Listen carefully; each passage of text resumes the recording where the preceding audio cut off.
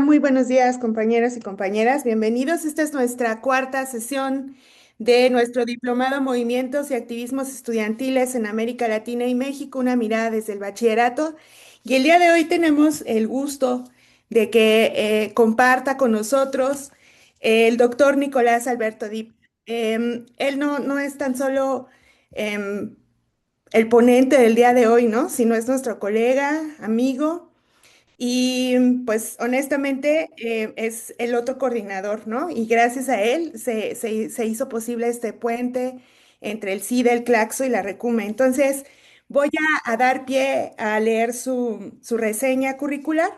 Nicolás Dipp es doctor en Historia y licenciado en Sociología por la Facultad de Humanidades y Ciencias de la Educación de la Universidad Nacional de La Plata, la UNLP de Argentina. Actualmente se desempeña como profesor investigador titular de tiempo completo en la División de Historia del Centro de Investigaciones y Docencia Económica CIDE y como profesor del Colegio de Estudios Latinoamericanos de la Facultad de Filosofía y Letras de la Universidad Nacional Autónoma de México.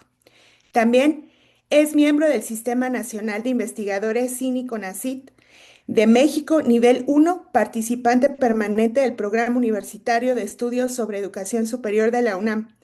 Asimismo, tiene muchos libros, publicaciones y bueno, participa o ha participado en muchos foros y es también un honor decirlo, nos ha acompañado en el CCH Naucalpan desde hace varios ya años, por decirlo así, porque ya tenemos varios años trabajando con él.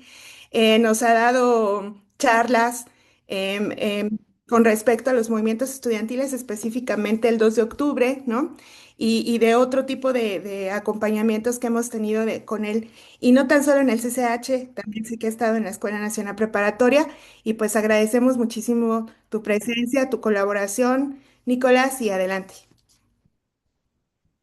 Hola, bueno, ¿cómo están? Espero que bien, que estén teniendo un buen cierre de semana, que estas semanas de estos meses son por lo general bastante intensas, por no decir otra cosa. Y bueno, no, yo también obviamente agradecerles a Jesús, a Efraín y a Daniela por compartir colectivamente conmigo la coordinación de este seminario. Y sobre todo, bueno, es algo que ya dijeron desde el inicio del seminario, pero a nosotros particularmente desde acá, desde acá digo, desde la institución en la que yo trabajo, el Centro de Investigación y Docencia Económicas, el CIDE, y desde la red que formo parte junto con otros colegas que discuten el tema a lo largo de América Latina y el Caribe, que es la red de estudios sobre conflictos universitarios y movimientos estudiantiles. Nos parece muy importante organizar estas actividades que reflejan la necesidad que tenemos de discutir la actualidad de nuestros países, de nuestra región y específicamente los problemas que atravesamos en el ámbito educativo. Y la única manera que tenemos de hacerlo es no desde nuestras instituciones particulares, sino tejiendo puentes, ¿no? Tejiendo espacios donde podamos discutir, intercambiar distintas visiones, distintas trayectorias. Entonces yo por eso creo que este tipo de diplomados y este tipo de espacios son más que necesarios y bueno, bienvenidos y bienvenidas y les agradecemos mucho que estén participando en él y que ojalá obviamente sea eh, este diplomado y todos estos intercambios que vamos a tener a lo largo de de estos viernes y desde otros días, según el calendario que tenemos, sean también el plafón para poder discutir e intercambiar mucho más las distintas realidades que atravesamos en nuestras instituciones educativas en particular, nuestros países y también nuestra región, América Latina y el Caribe en su conjunto. Bueno, aprovecho para hacerles también otra invitación que les voy a enviar por acá. Les voy a enviar el cartel de... Estamos haciendo de manera regular, junto con, bueno, están varias de las instituciones que también invitan al diplomado. Estamos haciendo un seminario permanente, abierto, gratuito, donde participan estudiantes, profesoras, profesores, docentes y académicos y también activistas de distintos países de América Latina, donde una vez por mes también nos juntamos a discutir el tema que estamos discutiendo en este diplomado, que es el de movimientos estudiantiles. Así que obviamente si quieren formar parte del seminario, les interesa alguna actividad especial que tengamos, pueden escribir ahí al correo del seminario y hacemos constantemente actividades vinculadas al tema de las juventudes y los activismos estudiantiles. Bueno, eso por el lado, en Argentina se le dice chivo. Sería por el lado publicitario de compartir actividades, compartir información. Esto se los comparto, obviamente, si les interesa a ustedes o si quizá tienen algún otro estudiante, algún otro colega que les pueda interesar, son más que bienvenidas y bienvenidos. Pero yo quería aprovechar como para hacer junto con Efraín, Daniela y Jesús como un repaso de lo que vimos en el seminario hasta ahora, como para recapitular rápidamente lo que venimos viendo y hacia dónde vamos. Hasta ahora tuvimos tres encuentros, que los encuentros, el orden que tienen no es un orden casual ni azaroso, sino que tiene una lógica de poder ir introduciendo la temática de los movimientos estudiantiles en América Latina y el Caribe.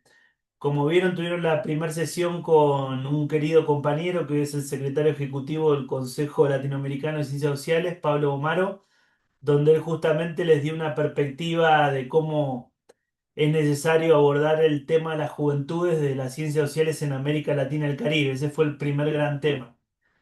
Después pasamos a un segundo gran tema que lo vimos con la directora de la División de Historia del CIDE, donde justamente vimos el papel de la historia en el aula, teniendo en cuenta que obviamente este no es cualquier diplomado, sino es un diplomado donde fundamentalmente está realizado por docentes, por profesores, entonces nos parecía clave poder ver el enfoque histórico desde nuestro trabajo en el aula, que justamente lo que nos une, más allá de todas nuestras diferencias, es que todos y todas somos profesores y profesoras.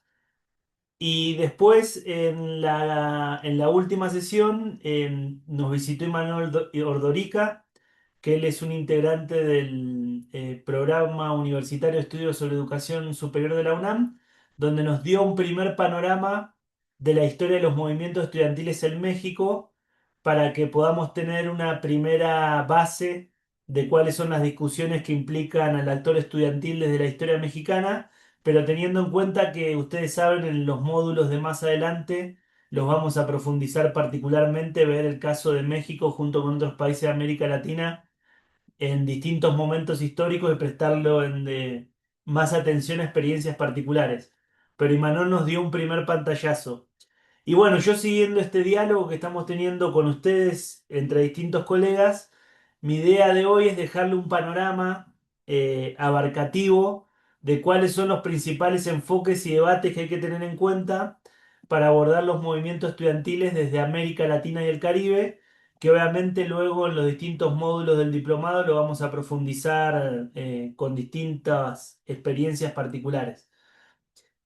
Y dicho sea de paso, mi clase va a ser el puente para la clase que viene, donde nos va a acompañar un colega de Chile que se llama Óscar Aguilera Ruiz, donde nos va a dar un enfoque de cuáles son los principales debates y problemas que hay que tener en cuenta para abordar los movimientos estudiantiles desde los niveles medios de educación específicamente, que como ustedes saben, el diplomado no habla de movimientos estudiantiles en abstracto, sino que habla de movimientos estudiantiles para problematizarlo justamente desde el bachillerato, como dice el propio título, y es lo que va a seguir en el encuentro de la semana que viene.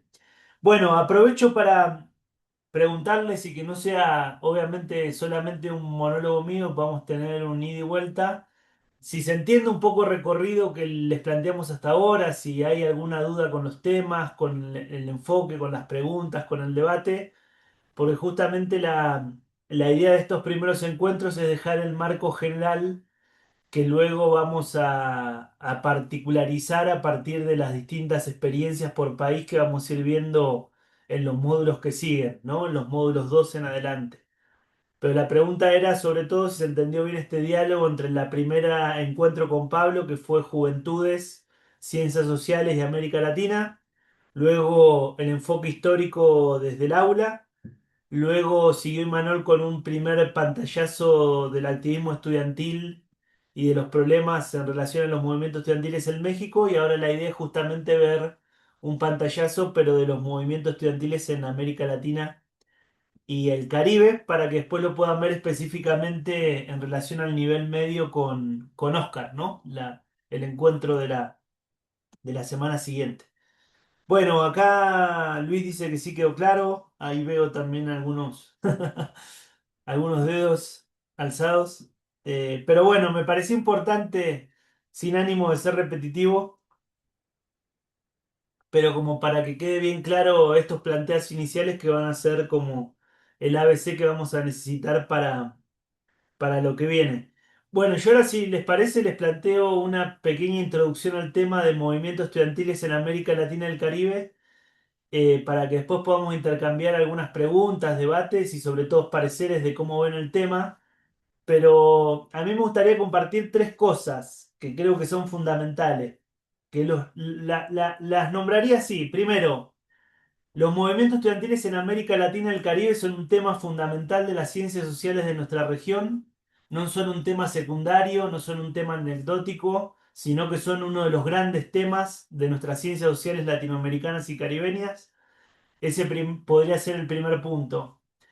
El segundo punto, yo le llamaría la necesidad de ver desde las ciencias sociales actuales un conjunto de enfoques que nos permitan salir de prejuicios adultocéntricos que muchas veces tenemos, entendido el adultocentrismo como aquellas perspectivas históricas y sociales que creen que la cultura de los adultos es más válida y más importante que la de los jóvenes, pero obviamente salir desde una perspectiva adultocéntrica no nos tiene que llevar a caer en otra perspectiva, que sería creer que la cultura y los enfoques de las juventudes son más importantes que la de los adultos, ¿no? Ni un extremo ni el otro. Ese sería el segundo punto. Y el tercer y último punto de lo que les quería compartir hoy para obviamente ver sus pareceres, si están de acuerdo, si no, es que para poder discutir los movimientos estudiantiles en su profundidad, desde el bachillerato, tenemos que dejar de lado un conjunto de prejuicios que por lo general aparecen. Yo le llamaría los 6 prejuicios. Los pecados capitales eran 7, ¿no? Creo que estos podrían ser los 6 pecados capitales que uno puede abordar a la hora de discutir movimientos estudiantiles en América Latina y en el Caribe. Me falta, me acabo de acordar de los pecados capitales, me faltaría encontrar un problema más para hacer la similitud entre pecados capital y prejuicios que uno tiene, puede abordar para ver los movimientos estudiantiles en América Latina y el Caribe.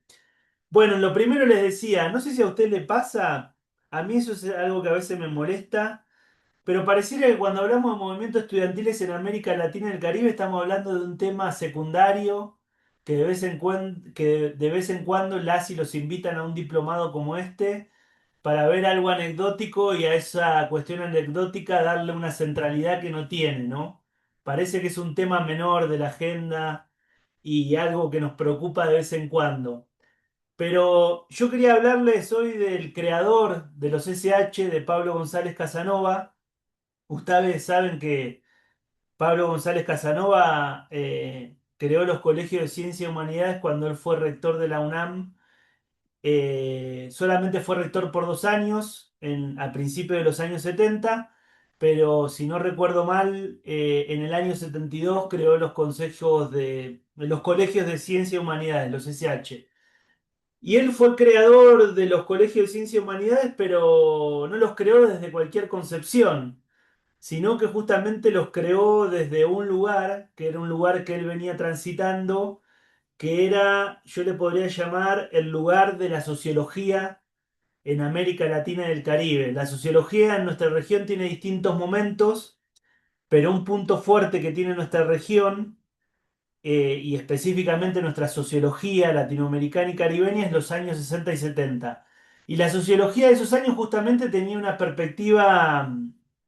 humanística, una perspectiva de pensar a las ciencias sociales desde justamente las humanidades, desde enfoques humanistas, donde la idea era abordar la realidad, discutir la realidad y tener concepciones pedagógicas de la realidad que sean interdisciplinarias y que crucen distintos aspectos de la vida humana, ¿no?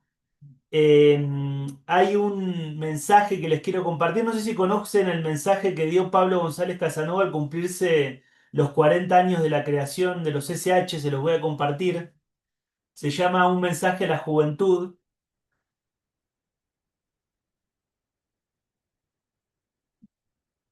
Acá se los comparto. Esto fue cuando se cumplieron 40 años de la creación de los SH. No me quiero detener tanto en esto.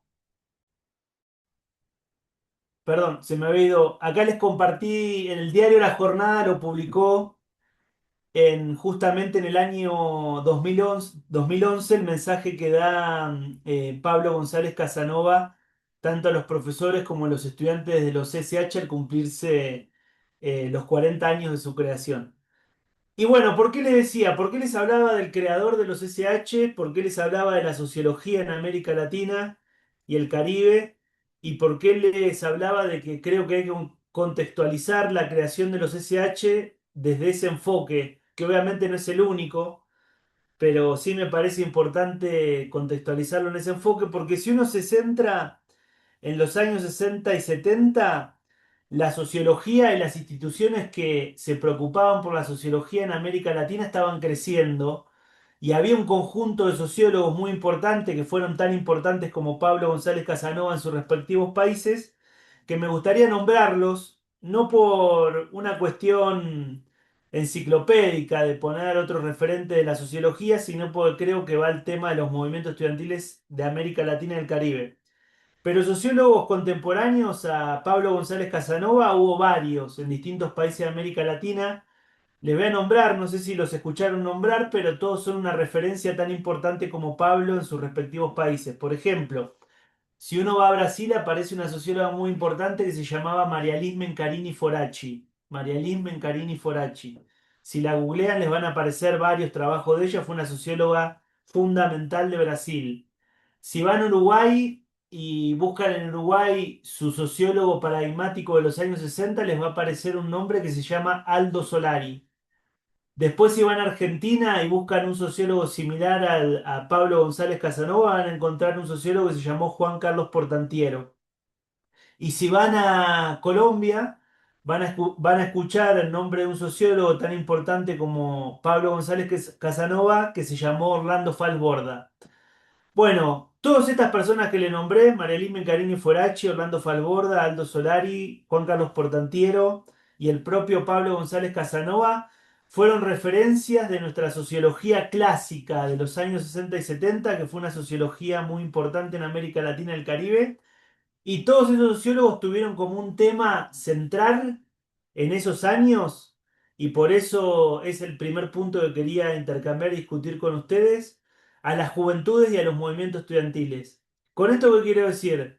El tema de las juventudes y los movimientos estudiantiles no es un tema anecdótico de las ciencias sociales en América Latina, sino que fue uno de los grandes temas que viene arrastrando la sociología ya desde hace por lo menos más de 50 años.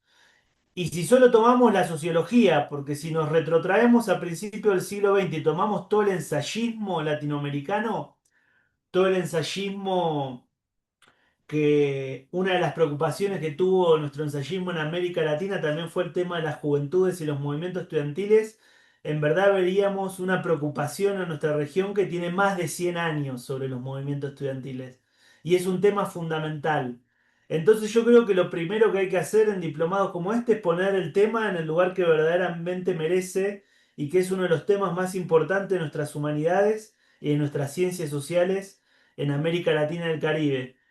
Y creo que ese es el primer problema que tenemos, que muchas veces nuestros propios estudiantes y nosotros mismos creemos que estamos discutiendo un tema anecdótico y en verdad no, estamos discutiendo una columna vertebral de nuestras humanidades y ciencias sociales en la región y hay que darle el lugar que merecen.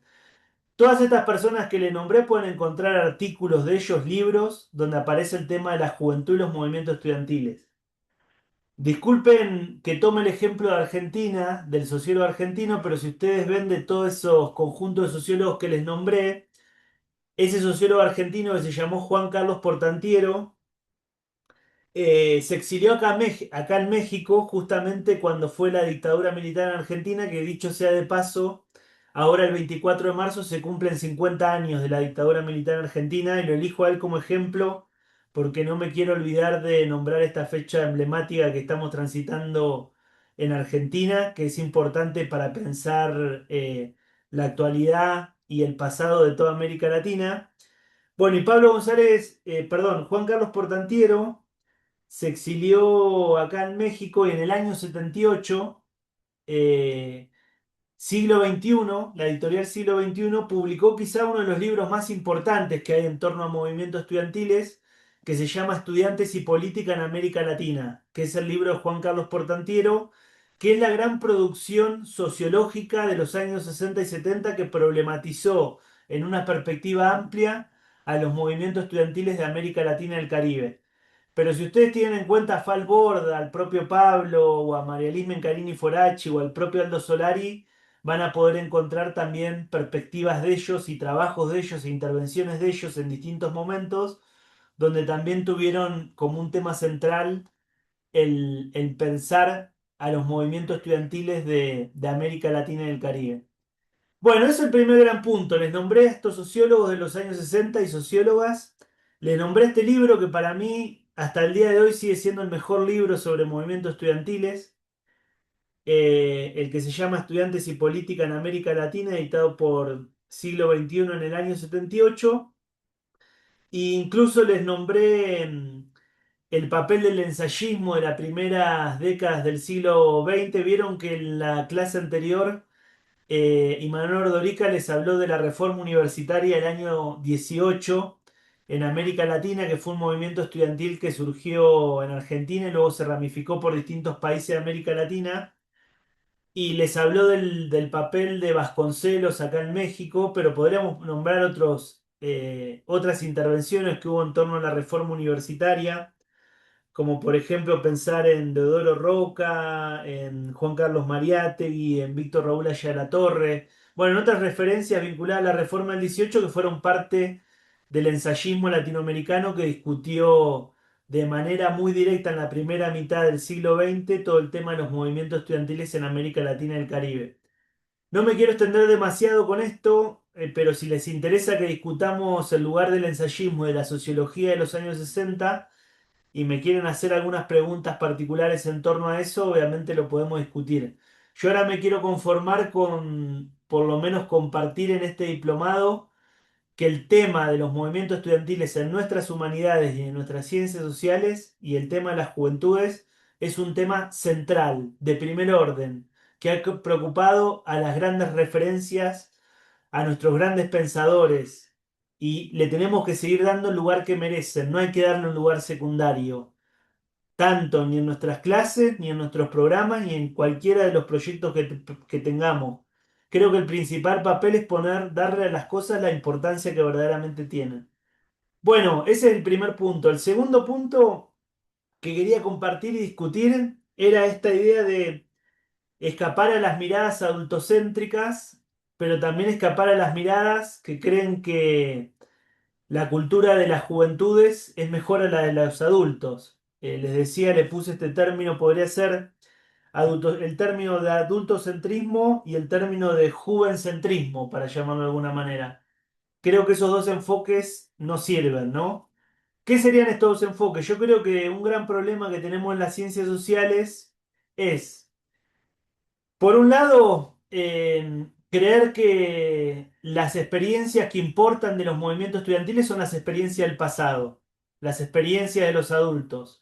Y las experiencias del pasado, si las vemos desde América Latina y el Caribe, hay dos grandes experiencias que por lo general son las experiencias más recordadas. Una es la de la reforma universitaria del 18, que es la que nos compartió Imanol el encuentro pasado.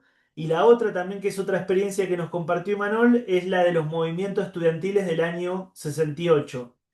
Imanol les habló particularmente del 68 en México, pero si uno lo ve desde la región, hubo 68 en distintos lugares de América Latina. Por ejemplo, por solo nombrarle uno, ya que estamos recordando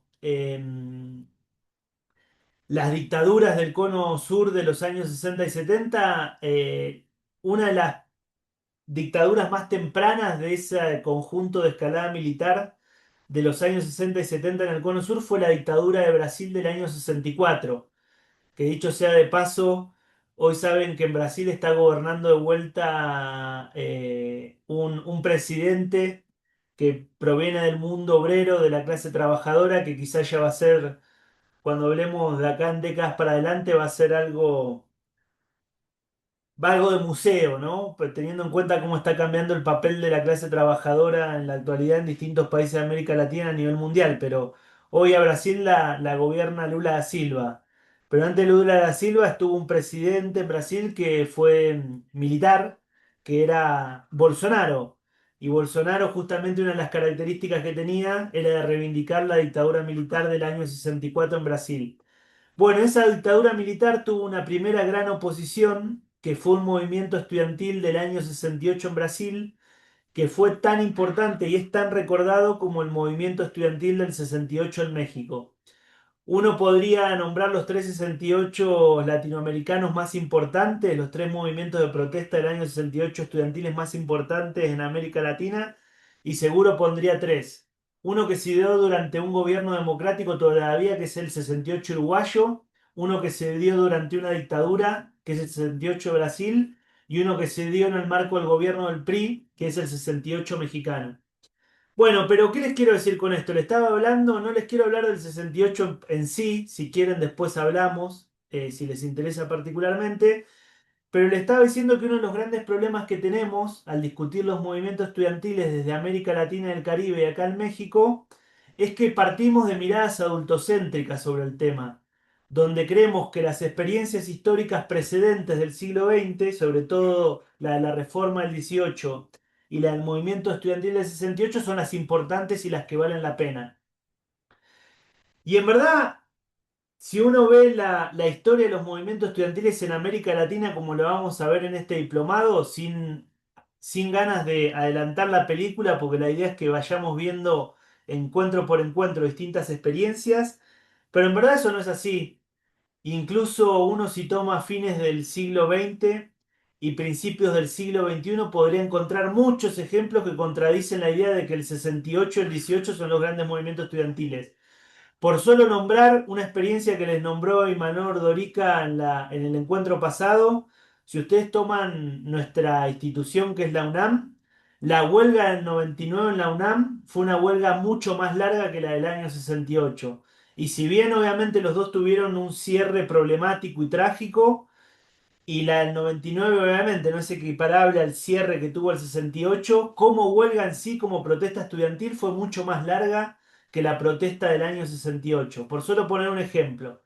Después, si queremos ver movimientos estudiantiles que pararon reformas impulsadas por el Estado o incluso tuvieron una repercusión a nivel nacional e implicaron a grandes movimientos estudiantiles, no solamente tendríamos que ir al año 68 al 18. Les pongo dos ejemplos. Les puedo poner los grandes movimientos estudiantiles de Chile del año 2006 y el 2011. El 2006 se conoce como la Revolución Pingüina, porque justamente, bueno, igual estos son las instituciones de la capital, pero si van a las instituciones de Santiago, los estudiantes del secundario, lo que sería el bachillerato nuestro, tienen un uniforme que se parece a los colores de los pingüinos. Entonces por eso les dicen a los chicos, les dicen ahí van los pingüinos, son los estudiantes de la secundaria. Y bueno, ese movimiento estudiantil que luchó contra la privatización del sistema educativo chileno fue un gran movimiento estudiantil que tuvo repercusiones a nivel nacional e internacional. Y fue el movimiento estudiantil que se conoce como la Revolución Pingüina. Pero después sí otro movimiento estudiantil del año 2011, que fue un movimiento universitario, que también involucró a otros niveles educativos, que fue el movimiento estudiantil de donde provienen, que también fue un movimiento estudiantil que luchó contra la privatización del sistema de educación chileno, que donde proviene el actual presidente saliente de Chile. No sé si ahora saben que Chile tuvo elecciones, eligieron a un presidente pro pinochetista, también pro dictadura militar chilena, que se llama Katz. Su apellido es Katz. pero va a reemplazar a un presidente que fue el presidente más joven de la historia de Chile, incluso me animaría a decir uno de los presidentes más jóvenes o el más joven de toda América Latina, que fue Gabriel Boric y que tuvo secretarias de Estado muy importantes como Camila Vallejo y otro secretario que duró poco tiempo, que se llama Giorgio Jackson. Bueno, todos ellos fueron militantes estudiantiles del movimiento estudiantil de 2011 en Chile.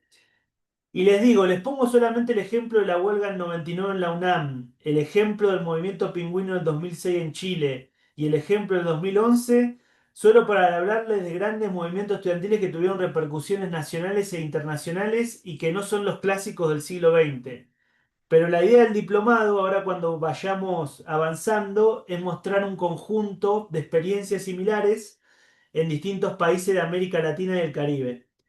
Bueno, pero ¿cuál sería el error? El otro error, que yo creo que es un error que frecuentamos muchas veces en las ciencias sociales, es caer, sería salir de una perspectiva adultocéntrica y caer en una perspectiva que romantiza a los jóvenes, que romantiza a las juventudes.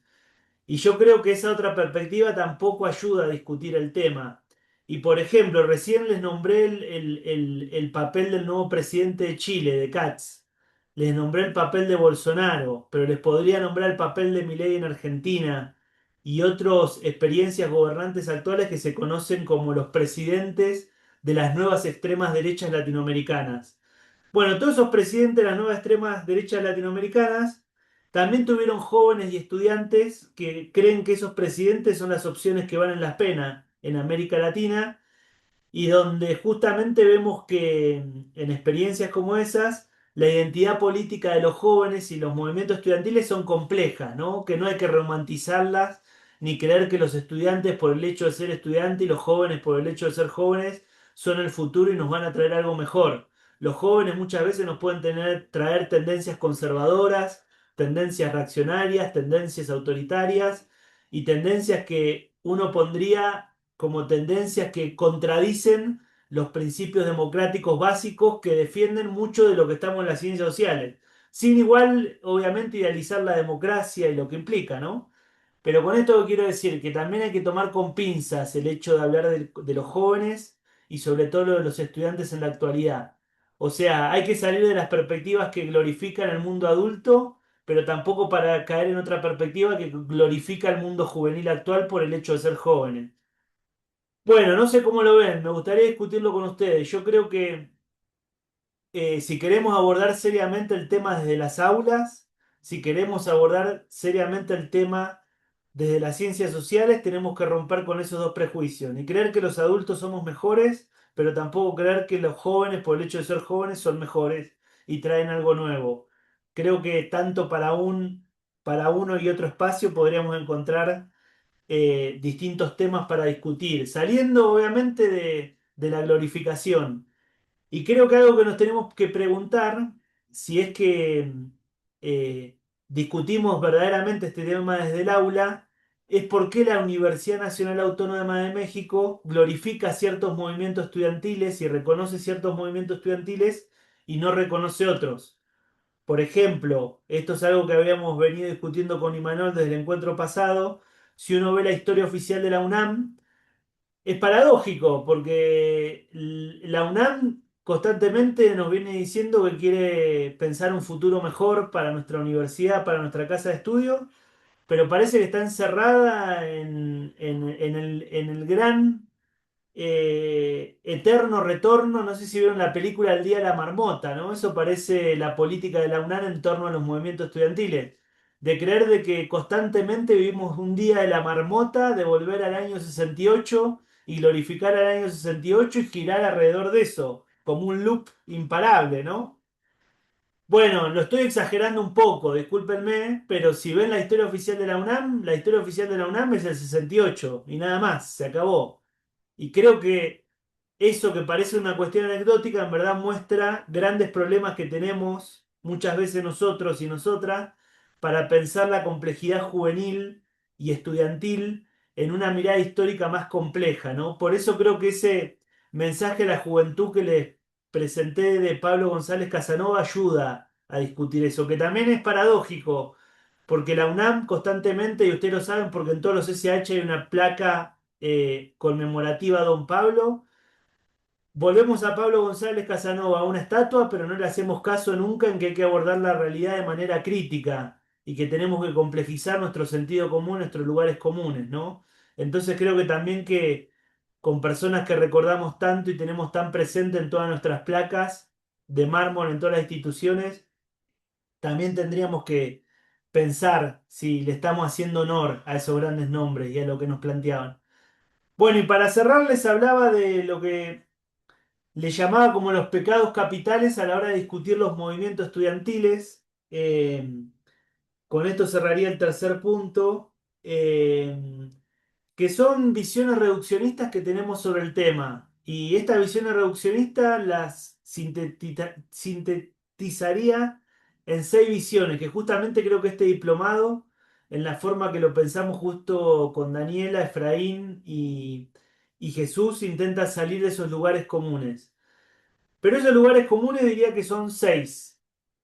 El primer lugar común es esta idea de pensar desde el bachillerato y obviamente nos lleva a un lugar común básico esa idea, que es la idea de creer que todos los movimientos estudiantiles son universitarios.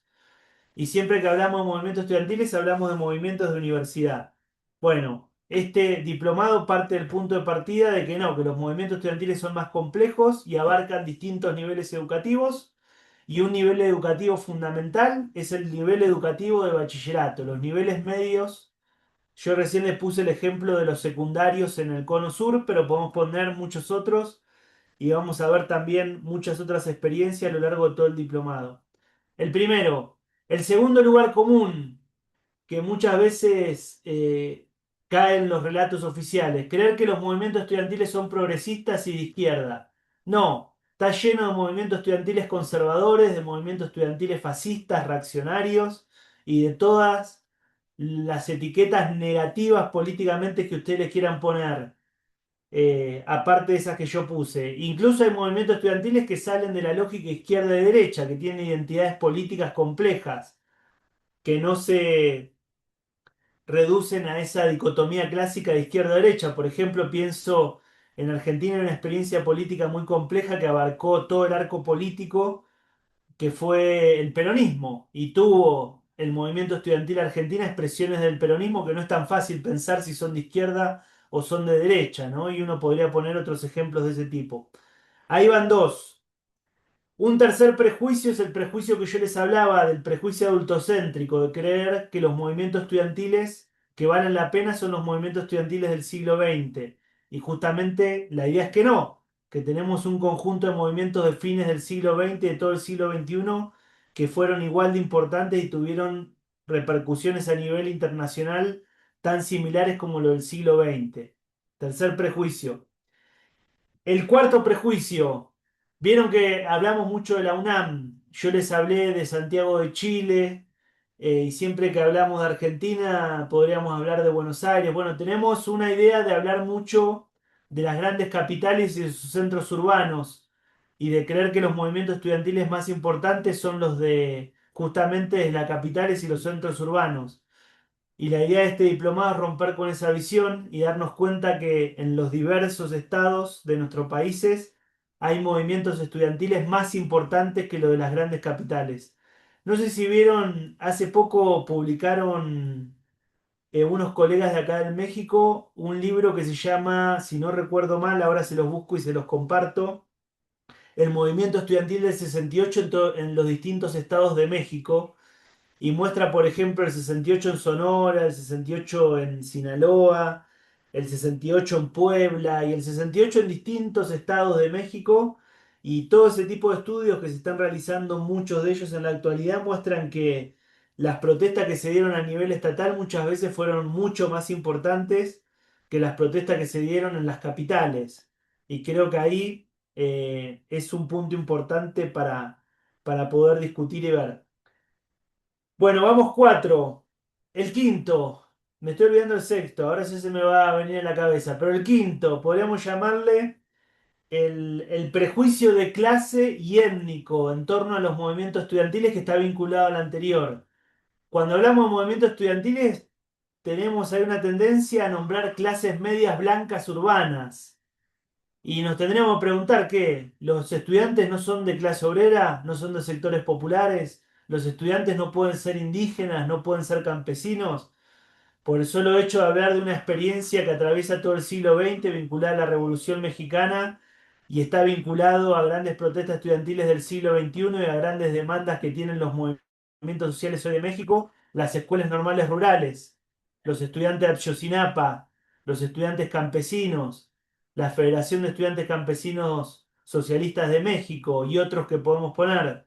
Bueno, justamente van a romper con ese reduccionismo que uno podría encontrar también en toda la América Latina, experiencias de estudiantes trabajadores, de estudiantes negros, afrodescendientes, de estudiantes campesinos, de estudiantes indígenas, que rompen el modelo que muchas veces tenemos de pensar al estudiante como sinónimo de clase media blanca urbana, que creo que es importante romper con esa imagen.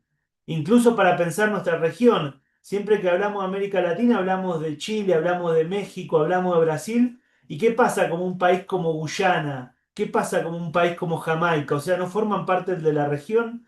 Toda la herencia afroamericana que tiene Brasil, que tiene Haití, eso también es América Latina y el Caribe. Y nunca las ponemos en el primer plano y en la importancia que tienen, ¿no? Y me acabo de olvidar un reduccionismo que no me acuerdo cuál es, que ya se me va a venir a la cabeza. Les nombré cinco, ¿no? ¿O les nombré seis? Cinco. Me falta uno que no me puedo acordar, Son cinco. pero son seis. Ah, el de género. El reduccionismo de género. Que con esto ya termino. Por ejemplo, que esto es algo que se da en muchos relatos históricos. Por ejemplo, pienso en la experiencia que estudia Daniela del Partido de los Pobres, que no sé si saben que está por terminar su tesis y que está buenísima. Y ella justamente ve la experiencia de las mujeres en el Partido de los Pobres, ¿no? O sea, rompiendo con la idea de que los grandes militantes de los partidos de los años 60 y 70 eran las figuras masculinas. Y bueno, siempre que hablamos de movimientos estudiantiles también tenemos una deformación de hablar de figuras masculinas. Yo, por ejemplo, cuando le hablé del ensayismo, de la sociología, les nombré a algunas mujeres, pero la mayoría les nombré figuras masculinas. ¿Eso quiere decir que no había mujeres? ¿Que no había otras orientaciones dentro de esas experiencias? No, obviamente que no, pero tenemos como una forma de abordaje histórico muy reduccionista a la hora de plantear la diversidad de género y de orientaciones que pueden haber dentro de los movimientos sociales y los movimientos estudiantiles. Bueno, entonces esos seis reduccionismos, junto con esta dos grandes males que tenemos, el adultocentrismo y el juvencentrismo, y con otro gran mal que es no darnos cuenta que la historia de las juventudes y los movimientos estudiantiles y la discusión sobre esos actores son centrales en nuestras ciencias sociales.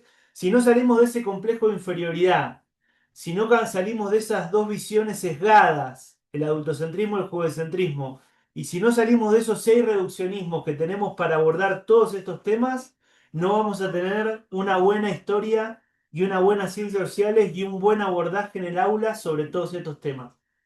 Bueno, lo dejo hasta acá como para discutirlo, para preguntarles cómo lo ven, pero yo creo que si no salimos de esto no vamos a discutir el tema con la importancia que tiene y con la complejidad que tiene, ¿no?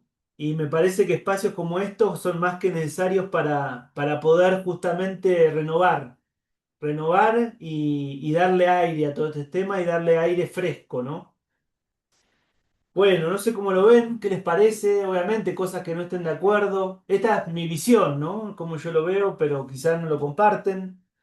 Yo les digo que me putean mucho, por ejemplo, los colegas que estudian el año 68 y creen que el 68 es la verdad inmaculada, no les gusta todo esto, pero yo creo que no es negar el 68, no es darle la importancia al 68 digamos, no es rebajar la importancia del 68. El 68 tiene su importancia, tiene que estar presente, el año 18 también, pero si nos quedamos solamente en eso, no vamos a entender grandes los problemas que tenemos actualmente como sociedad. Y nos vamos a seguir preguntando, uy, ¿cómo puede ser que un joven vota a Milei, a Katz o a Bolsonaro? Bueno, votan a Katz, a Milei y a Bolsonaro porque no los entendés. Porque estás viendo todavía con ópticas del siglo XX realidades que hay que ver con ópticas del siglo XXI, ¿no? Que hay que ver con otra lógica. Y creo que eso es lo que estamos fallando. Y si seguimos pensando en que lo único importante es el 68, vamos a seguir también sin poder ver la historia actual y nuestra realidad en toda la complejidad que tiene, ¿no? Bueno, no sé cómo lo ven, qué les parece. Me pueden putear también si quieren, si no están de acuerdo. ¿Está Carlos?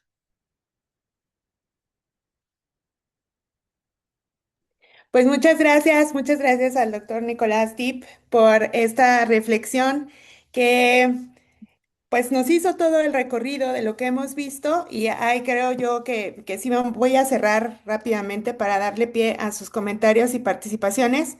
Estos 6 lugares comunes, que tengamos la idea de que todos los movimientos son universitarios, muy importante, por eso se hizo este diplomado, esa es la raíz de la razón del diplomado, que cambiáramos el foco hacia el bachillerato, que no todos los movimientos son de izquierda, es muy importante.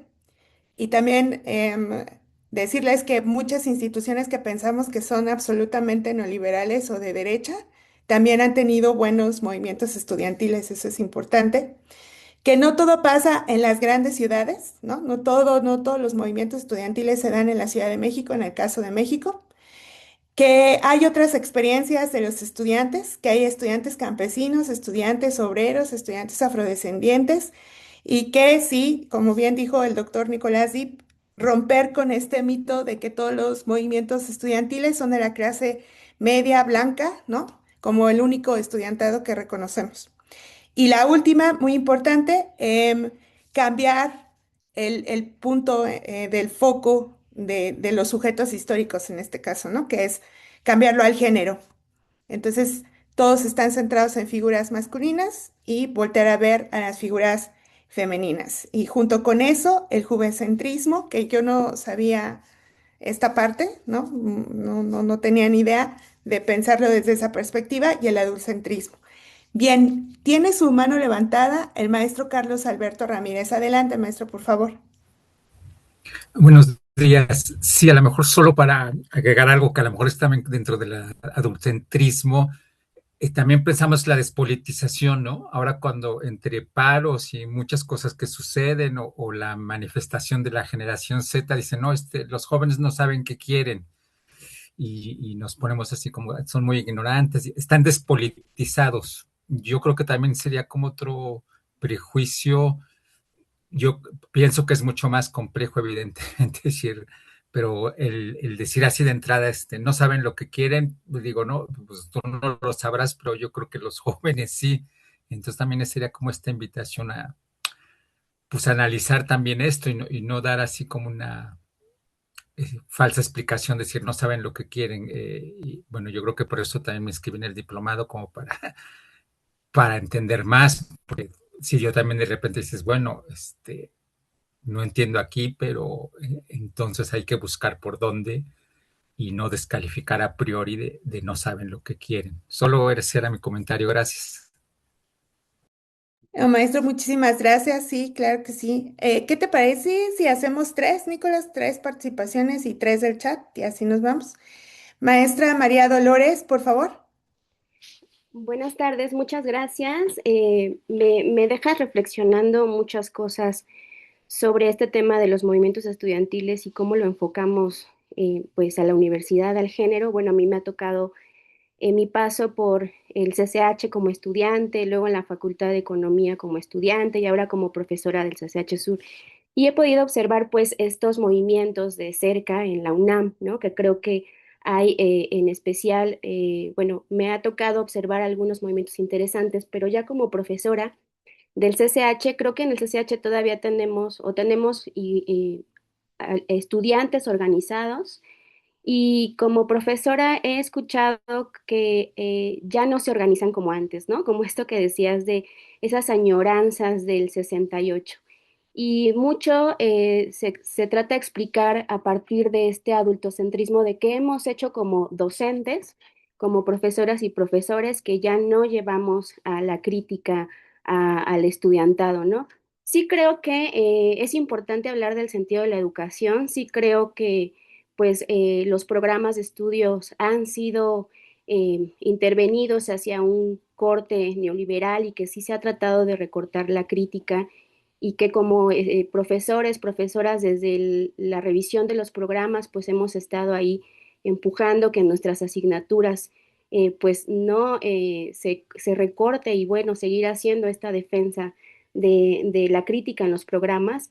Pero también creo que además del sentido de la educación, pues no podemos decir que no hay movimientos organizados en el bachillerato, ¿no? Y en la universidad. Creo que esa justamente pues es una posición eurocentrista. Y esto me lleva a pensar en el año pasado, justo cuando la universidad entró con estas problemáticas de seguridad y demás, pues hubo muchos movimientos, muchas asambleas de estudiantes, hubo muchos paros y la respuesta de las autoridades fue que había un fantasma por ahí político que estaba moviendo a los y las universitarias. Y me parece que tiene que ver con esta desconexión que hay del diálogo entre autoridades y estudiantado, pero también con esta posición, ¿no? De adultocentrista, de minimizar la participación del estudiante en torno a la crítica de lo que está pasando en la universidad. Y también creo que tendremos que aprender pues de nuestros estudiantes, ¿no? Que se están organizando, que están hablando, que están dialogando, que están teniendo ejercicios de asambleas, de organización.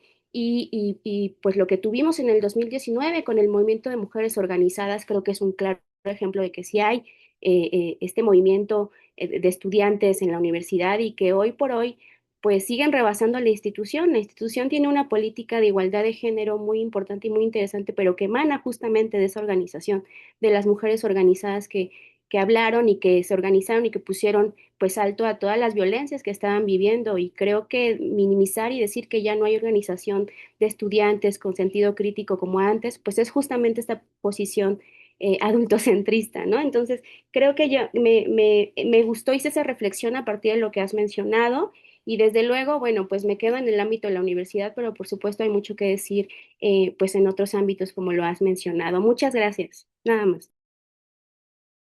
Muchísimas gracias, maestra María Dolores. El maestro Víctor Barrón, por favor.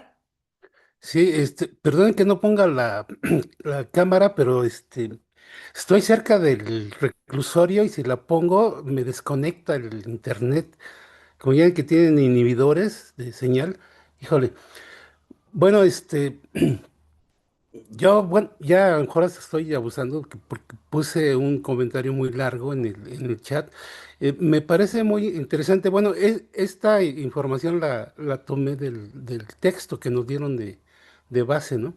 Y me parece muy interesante que no es el único caso, el de Boric, ¿no? Que él siendo líder estudiantil, etcétera, llega a ser presidente de Chile. Y la importancia que tiene en la formación de gobernantes, ¿no? El movimiento estudiantil.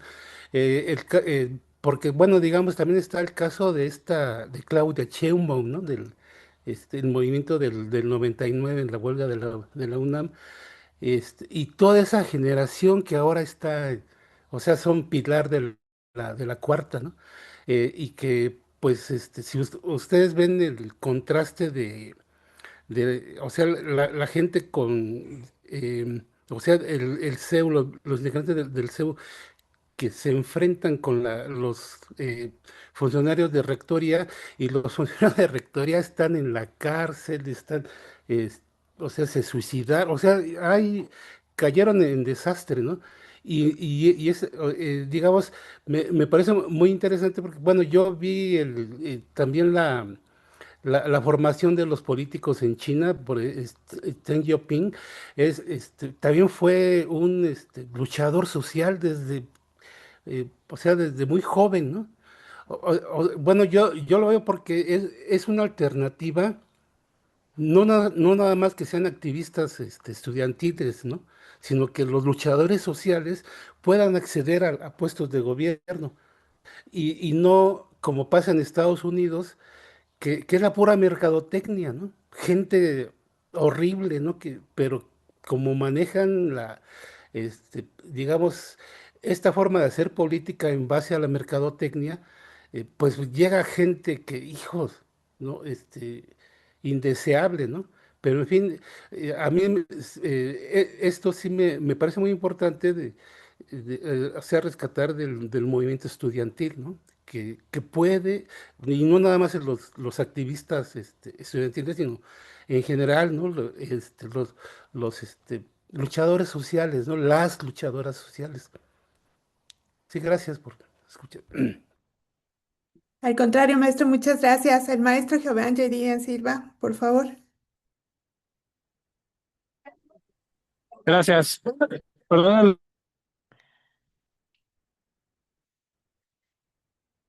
Ya no escuchamos.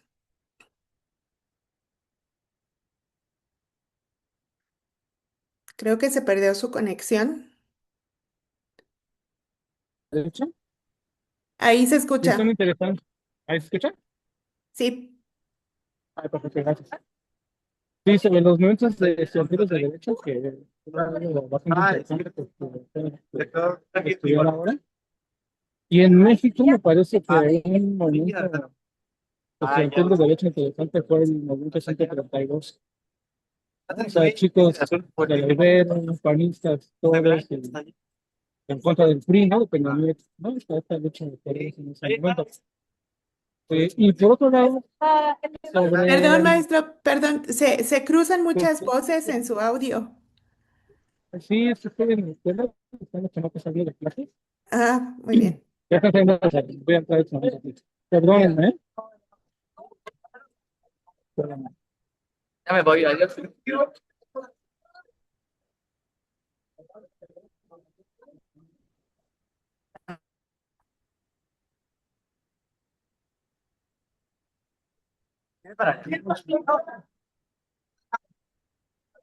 Hola. ¿Ya me escuchan? Sí, ¿Ya soy menos ruido? sí. ¿La verdad? Ay, ya.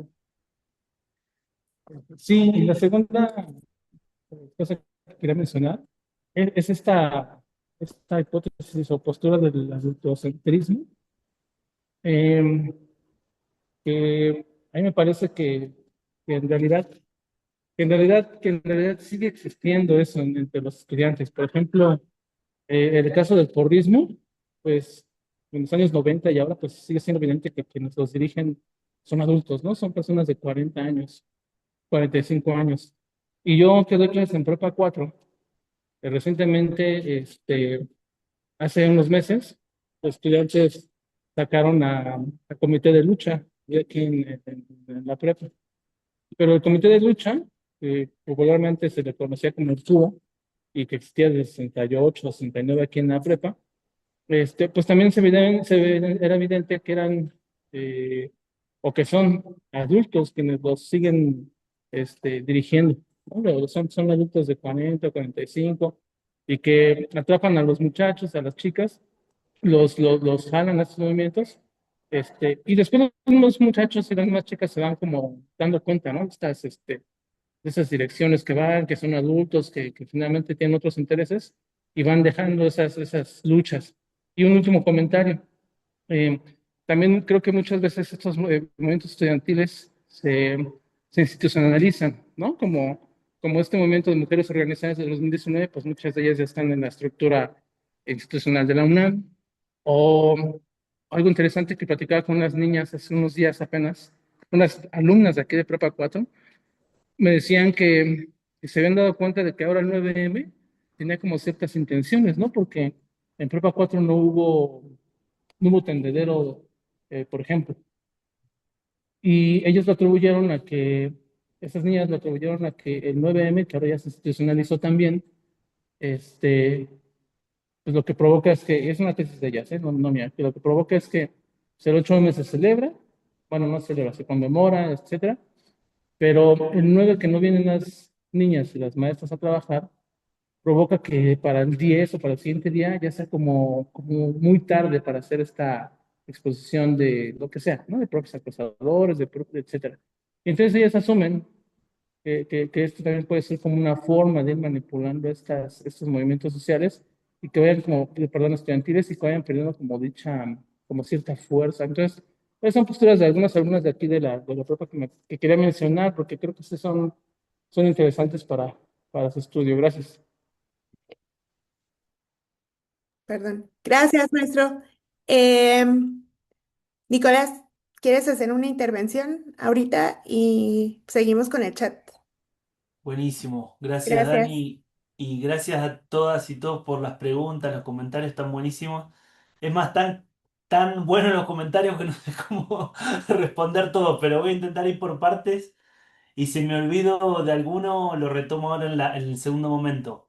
Quería retomar el de el colega Víctor, si no me recuerdo mal, sí, de Víctor Barrón. Y aprovecho para agradecerle a Carlos que compartió el libro de Portantiero, Estudiantes y Política en América Latina, que les decía, lo editó Siglo XXI en el año 78. Y este libro tiene dos partes. Una primera donde Portantiero hace todo un análisis de los movimientos estudiantiles en América Latina y una segunda donde tiene fuentes documentales.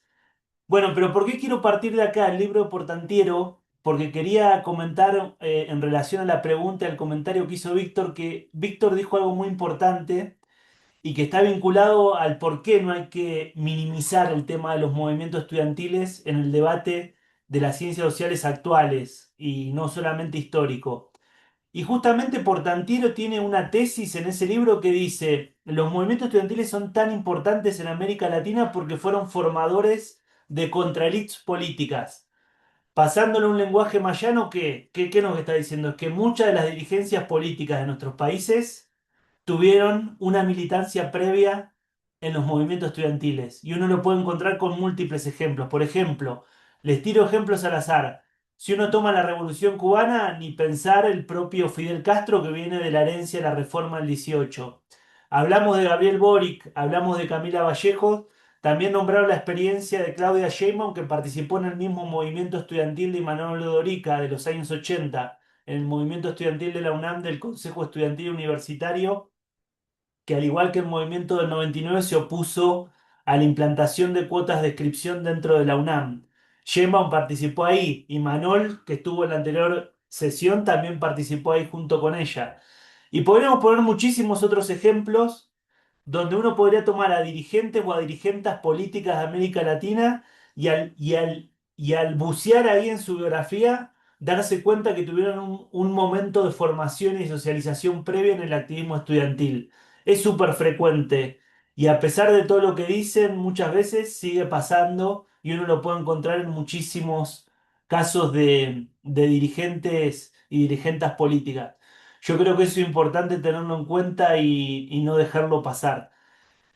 Después, quería nombrar en relación a lo que dijo María Dolores. Ella habló del movimiento de las mujeres contemporáneos que hubo en la UNAM, el que se llamó como el movimiento de las colectivas feministas. Dicho sea de paso, fue el último gran movimiento estudiantil que tuvo la UNAM, que logró tener ocupados, y esto se cortó por la pandemia, varios de los planteles educativos de la UNAM con tomas. Y siempre hablamos de los grandes movimientos estudiantiles que traen cambios en la educación, que traen cambios en la sociedad.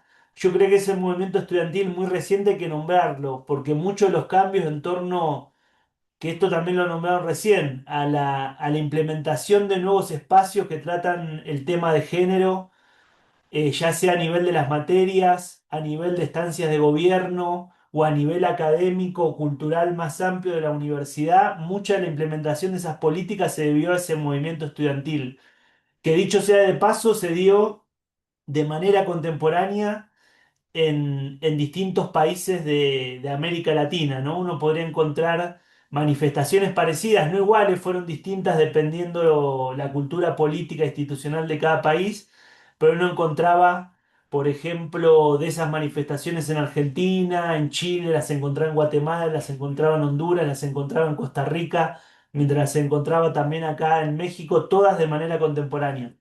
Y acá quería aprovechar para algo que decía Viviana en el chat, sin adelantarme igual al chat, pero donde ella decía que los sesgos de género también se dan al interior de la misma izquierda y no en orientaciones conservadoras o de derecha. Y por ejemplo, vieron que les nombraba el caso de Chile. Chile tenía una federación centenaria que es la Federación de Estudiantes de Chile, que por lo general estuvo hegemonizada por grupos de izquierda. Bueno, contemporáneamente a las protestas de mujeres acá en México hubo protestas de estudiantes feministas al interior de la propia Federación Estudiantil chilena y al interior de los propios grupos de izquierda también. Con lo que quiero decir es que es esto que dice Viviana, justamente fue una demanda que atravesó a las distintas fuerzas políticas. Y acá en México no están esas federaciones clásicas en la UNAM como están en Argentina y en Chile, pero en el caso de las colectivas o en el caso de las federaciones se vieron como manifestaciones parecidas. Y después quería nombrar este tema, esto que yo digo del adultocentrismo y el juvencentrismo. Es algo que hay que pensarlo. Vieron que nosotros nos las pasamos armando temarios de cursos. No sé si vieron que una vez al año, dos veces al año o más, de uno o dos, hacemos un temario de curso. Y yo ahora estoy hablando con colegas, sobre todo que están viendo qué hacen la gente que termina el bachillerato, la prepa o la secundaria, dependiendo cómo le llamemos en los distintos lugares de América Latina, es en qué carreras se están anotando los que siguen porque no todos lo siguen, pero los que siguen la opción universitaria.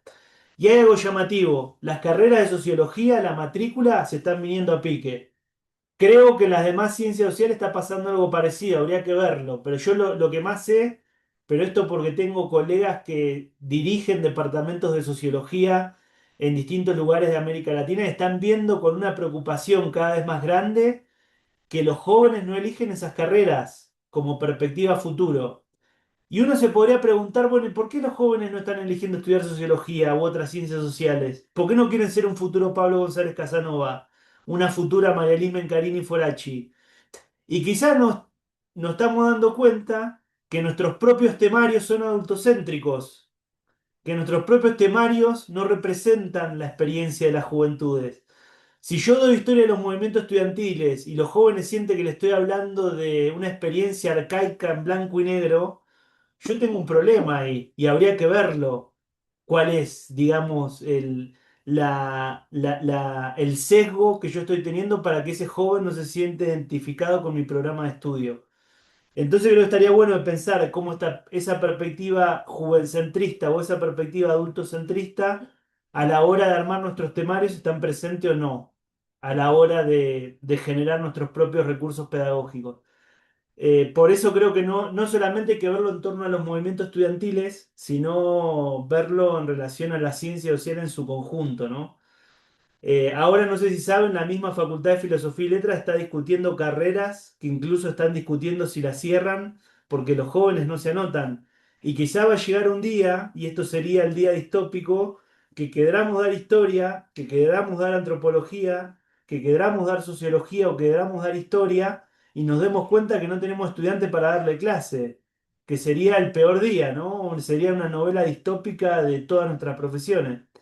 Pero bueno, quizá está vinculado que le estamos dando enfoques históricos, políticos y de ciencias sociales con los que no se sientan representados. Ahí esto último fue muy fuerte. Sería como Sí, lo para peor, pensar. ¿no? Sí, claro. En el chat está el comentario de la maestra Mariel Robles que dice, respecto a los movimientos estudiantiles de derecha, me remite a pensar en los tecos que tuvieron influencia en la Universidad Autónoma de Guadalajara. El maestro Luis Didier nos dice, ¿existe literatura o bibliografía acerca de cómo se construyen legitimidad los movimientos estudiantiles latinoamericanos y del Caribe? Es decir, como un grupo X, número de personas puede ser reconocido, valorado como representante de las necesidades e inquietudes del alumnado por sus pares o por el resto de la sociedad. Ross nos dice, ¿qué criterios nos permiten distinguir entre visibilizar movimientos estudiantiles no hegemónicos y romantizar, supongo, o validar cualquier forma de acción juvenil? Y me voy con la última, y después hacemos otro corte. El maestro Claudio Borras nos dice, los movimientos emblemáticos del 68 los han contextualizado de alguna forma en relación a movilizaciones internacionales, que tanto permanecen esta influencia en los movimientos contemporáneos considerando una comunicación más profunda o a través de redes sociales, o qué tanto podemos considerar estos movimientos latinoamericanos como originarios sin considerar este diálogo con el exterior. Y a la última. Perdón, la maestra Viviana Xochitl dice, gracias por esta presentación fresca y crítica. Agregaría que además no solo los movimientos de derecha tienen tendencias conservadoras y autoritarias, machistas, también se manifiestan en la izquierda y preguntaría, ¿a qué te refieres con reduccionismo de género? Gracias. Hasta ahí. Bueno, gracias por todas las preguntas, comentarios. En- Quiero partir de lo que decía Mariel. Hay una anécdota, solamente nombré una anécdota. Vieron que Allende vino acá en México y en los años 70 y hay un recordado discurso de Salvador Allende, el presidente de Chile, que perdió justo la met de la vida en esos años, cuando fue el golpe de Estado de Pinochet en el 73. Bueno, hay un famoso discurso de Allende que dice ser joven y no ser revolucionario es una contradicción hasta biológica. Ujú, Pero si uno ve dónde dio ese discurso Allende, lo dio en la Universidad de Guadalajara. Y justamente lo invitaron todos estos muchachos ujú, conservadores, pero no porque Allende tenga esa perspectiva, sino digo a veces la complejidad que tiene la historia, ¿no? Que lo llevan a una universidad de Guadalajara con tendencias muy complicadas. Y ese recordado discurso de Allende, entonces uno a los jóvenes lo recordamos, pero se dio en ese contexto, ¿no? Después, la otra pregunta me parecía que está muy buena, de si los movimientos estudiantiles actuales tienen influencia internacionales como el 68. Siempre que se habla del 68 se habla de todos los movimientos mundiales del 68, los movimientos que hubo en Estados Unidos, vinculados al movimiento de derechos civiles, también a los grupos feministas, al movimiento negro. Se habla de la primavera de Praga, se habla del Mayo francés, se habla de un conjunto de movimientos internacionales que hubieron en el año 68. Y uno se podría hacer la pregunta, que es la pregunta que hace Claudio, ¿los movimientos del siglo XXI tienen esa importancia? Y también uno puede encontrar esa importancia. Por ejemplo, vieron que estuvo el movimiento Yo Soy 132 del 2012 y después vino el movimiento por Ayotzinapa, que fue más que un movimiento estudiantil, con una demanda fuerte de memoria, verdad y justicia y derechos humanos, pero obviamente tanto por el lado de las víctimas como las personas que se movilizaron, los estudiantes tuvieron un protagonismo central. Tanto el movimiento Yo Soy 132 como el de Ayotzinapa, esos dos movimientos tuvieron una fuerte crítica a la forma en que se da en la práctica la democracia mexicana. Si la democracia mexicana resuelve problemas que tiene la sociedad, si la democracia mexicana puede lograr que no haya formas extremas de violencia que todavía sigan implicando la desaparición de personas. Bueno, esos dos movimientos ocurrieron en el marco de un conjunto de movimientos globales que se conocieron, por ejemplo, el Occupy Wall Street en Estados Unidos, los indignados en España, toda la primavera árabe, el Medio Oriente y otro conjunto de movimientos que se dieron en esas mismas fechas, donde una de las críticas fundamentales que había era si las democracias reales de la actualidad están resolviendo los problemas de la sociedad y sobre todo de los sectores populares de esas sociedades. Entonces ahí uno puede encontrar, al igual que el 68, cómo hay movimientos globales que se dan de manera simultánea también en el siglo XXI. Después estaba la pregunta sobre qué me refería con el reduccionismo de género. Me refiero a perspectivas donde ponen en primer plano las figuras masculinas y las otras orientaciones de género u otras orientaciones sexuales quedan en un segundo plano. Que obviamente esto viene siendo discutido desde hace muchos años, no es algo nuevo, pero todavía sigue pasando y la historia de los movimientos estudiantiles es muy proclive a ese tipo de visiones, sobre todo cuando se recuerdan los estudiantes del 18, los estudiantes del 68. Después estaba el ejemplo que ponía Humberto de la Organización Continental de Estudiantes Latinoamericanos y habla del Congreso Fundacional de La Habana. La OCLAE sigue teniendo la sede en La Habana, en Cuba, incluso la presidencia, que uno se podría preguntar si está bien, pero las federaciones estudiantiles que aún funcionan en América Latina, hay una presidencia honoraria que es cubana y tiene la sede todavía la OCLAE en La Habana, por poner el ejemplo también de manera contemporánea que ponía Humberto. Y después, Salvador, hacía una pregunta de algo que yo quería compartirlo y me olvidé, que quizás estaría bueno si podemos diferenciar qué es un movimiento estudiantil de qué es una protesta estudiantil. Obviamente la idea de movimiento abarca la idea de protesta estudiantil, pero una de las cosas que tendremos que criticar cuando hablamos de todo este tema, y no lo digo porque eso lo diga Salvador, sino creo que lo que está proponiendo Salvador en relación a la pregunta de los paros constantes post pandemia nos podría llevar a pensar eso. La idea del movimiento estudiantil no es cualquier protesta estudiantil. No es que hay una protesta estudiantil en la Prepa 6 o hay una protesta estudiantil en una facultad como la Facultad de Ciencia Política y eso se le puede llamar un movimiento estudiantil. Habría que eso diferenciarlo, incluso creo que es un gran debate que podemos tener acá.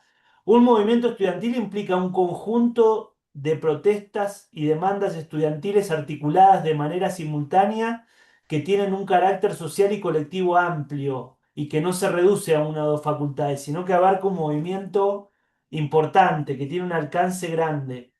Por eso cuando hablamos de protestas estudiantiles, tendríamos que ver si le ponemos a todo el título de movimiento estudiantil. Yo creo que el movimiento feminista último, ese sí fue un movimiento estudiantil, Ujú, pero estos sí. paros que hay ahora, que a veces se dan de manera conjunta, otras veces se dan de manera aislada, algunas veces son más fuertes en una facultad, en una prepa o en un CCH y otras veces no. Yo creo que eso no es un movimiento estudiantil. Son protestas que habría que ver qué grado de componente y participación estudiantil tiene, pero llamarle movimiento estudiantil me parece como mucho, por lo menos, digamos, en una primera visión. Y después lo último que quería comentar, para no hacerlo tan largo, pero no olvidarme, acá les volví a compartir el texto de la jornada de Pablo González Casanova, que yo les decía que se crearon en el 72 los SH, no se crearon en el 71. Pero yo creo que hay una lucha hoy en día, por eso ahora que hicimos este diplomado me puse a leer más que nunca a Pablo González Casanova, pues yo creo que hay una lucha por el legado de Pablo. Y hay que darle a esa lucha y no hay que dejar que a Pablo lo conviertan en una estatua.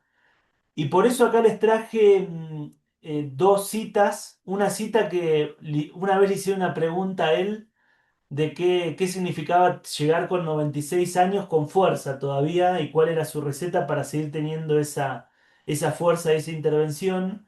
Y después, sobre todo, esta idea que es la consigna de los SH, ¿no? Del aprender a pensar, lo que implica una formación verdaderamente humanista, que la idea justamente es salir de convertirse en un todo, o sea, aquel que opina de todo, pero también convertirse en un especialista que solamente habla de lo específico que sabe y no es capaz de discutir nuestros grandes problemas sociales.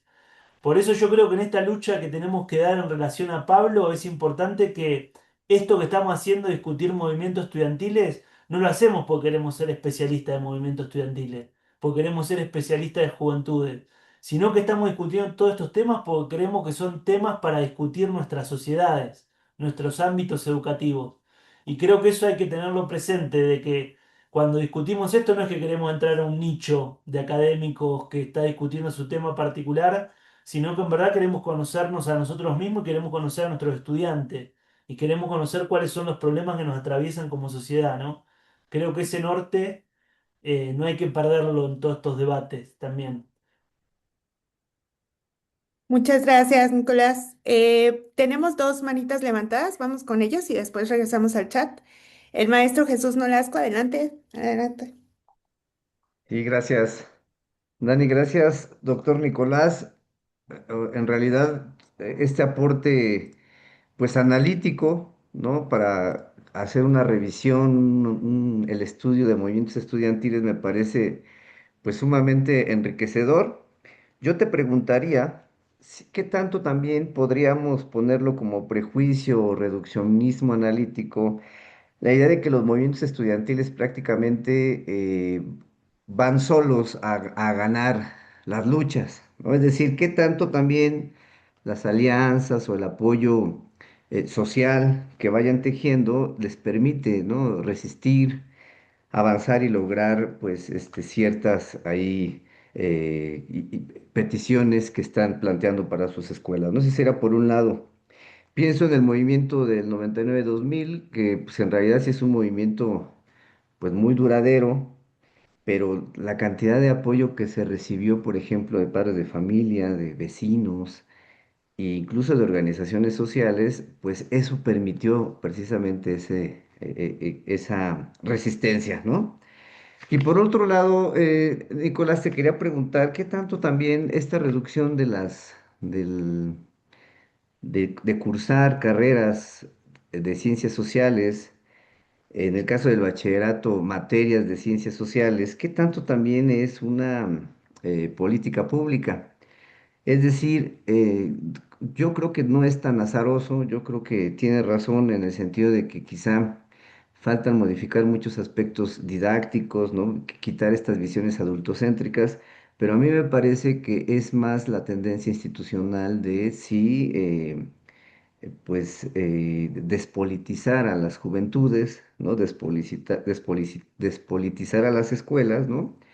Y creo que se conjuga con esto que Giorgio Agamben habla del distanciamiento social. Pienso en que, por un lado, se desarticula la posibilidad de que los chicos estudien materias de ciencias sociales o carreras de ciencias sociales, y por otro lado, por cualquier conflicto, se plantean las clases en línea. Entonces, distanciar socialmente a las comunidades escolares, estudiantiles, pues sí obedece a ese tipo de prácticas, ¿no? Gracias. Muchas gracias, doctor. Tenemos la manita del maestro Neftalí Miranda. Adelante, maestro.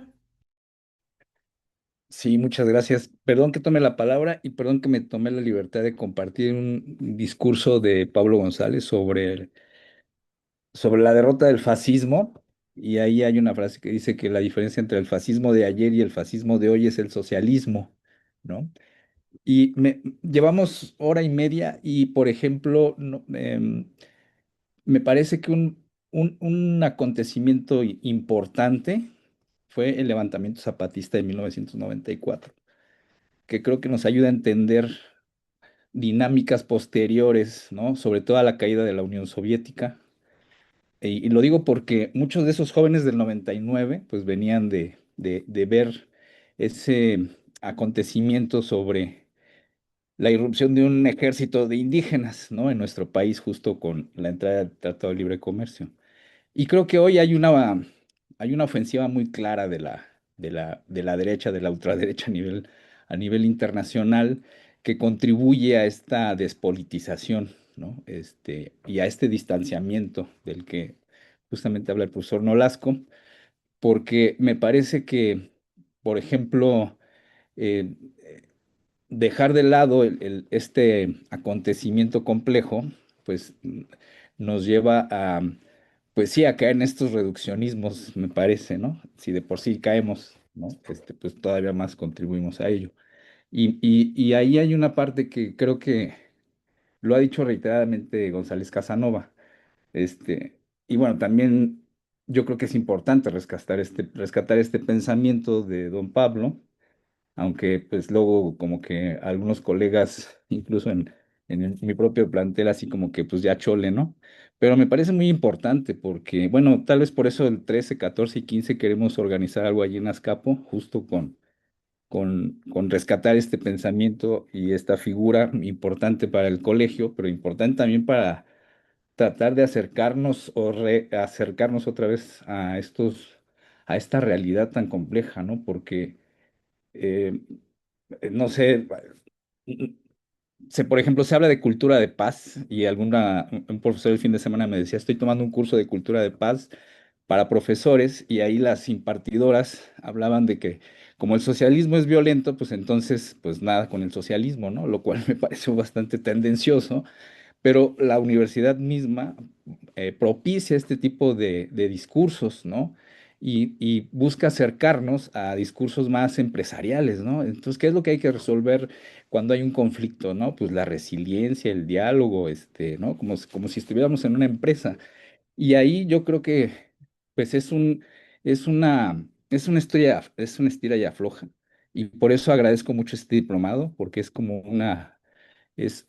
justo reencontrarnos en estas disidencias, pues no tengo otra palabra, perdón, y sobre todo mirarlo hacia América Latina, ¿no? Y los distintos procesos que convergen para poder entenderlo.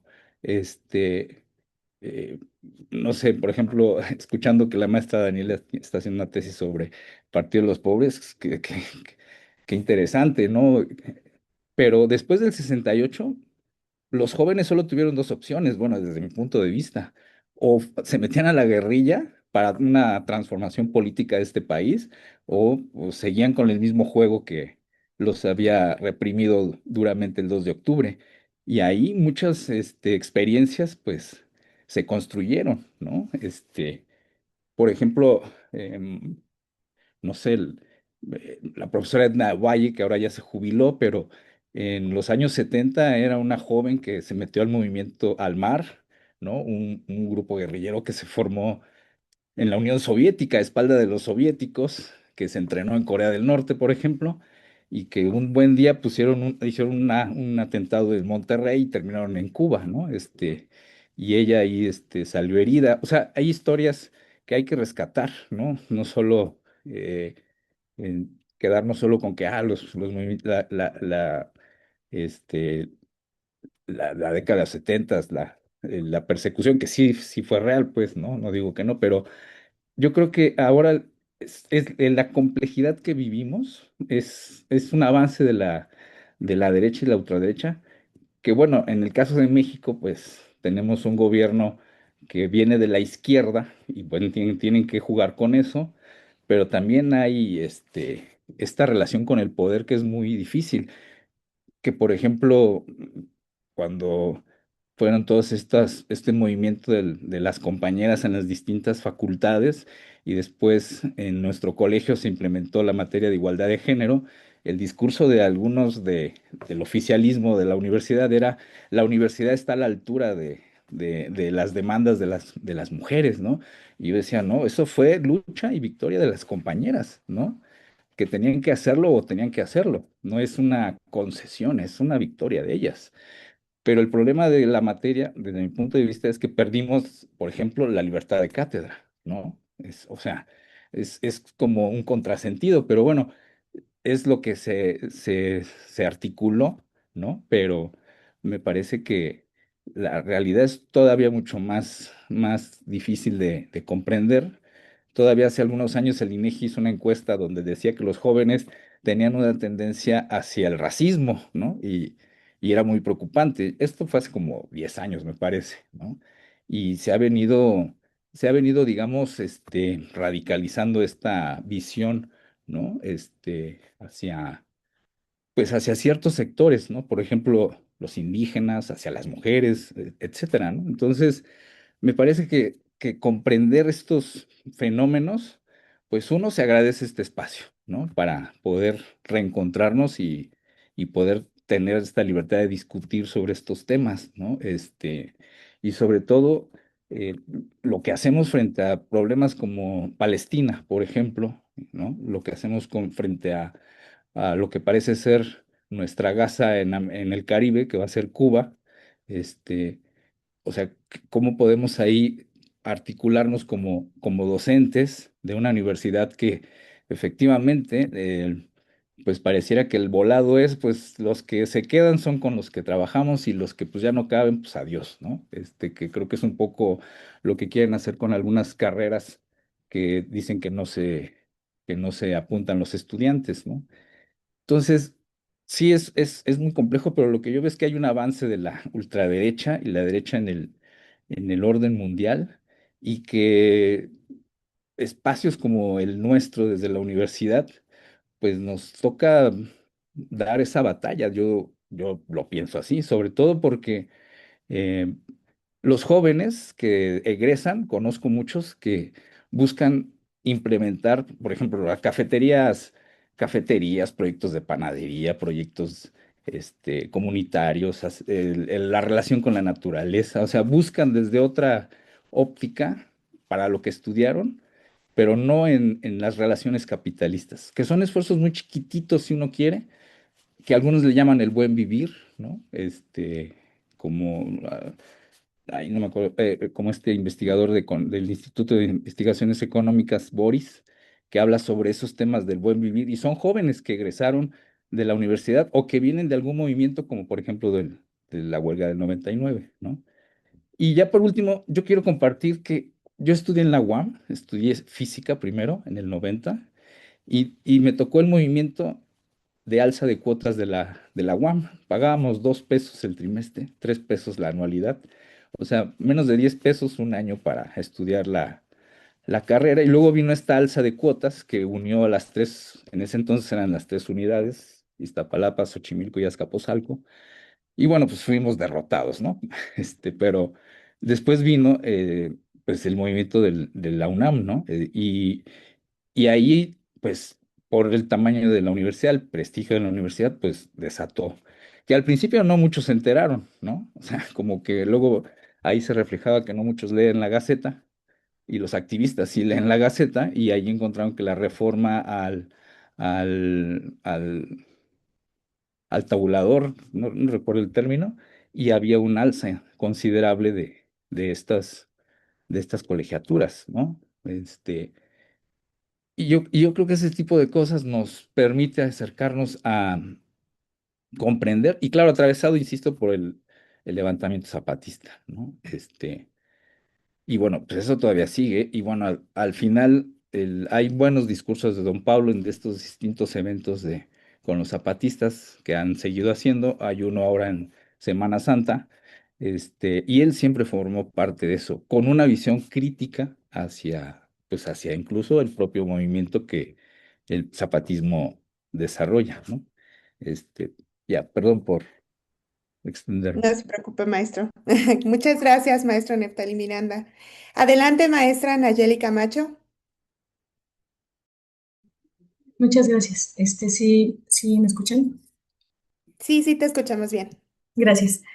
Bueno, es que quería como hacer notar que he leído tanto en comentarios como en las participaciones de los compañeros y las compañeras, como decir que los alumnos no están, los alumnos, bueno, sí, los jóvenes en movimientos estudiantiles no están como organizados o no están politizados, y creo que esas son justamente las valoraciones adultocéntricas de las que tenemos que identificar cuando nos referimos a los movimientos estudiantiles.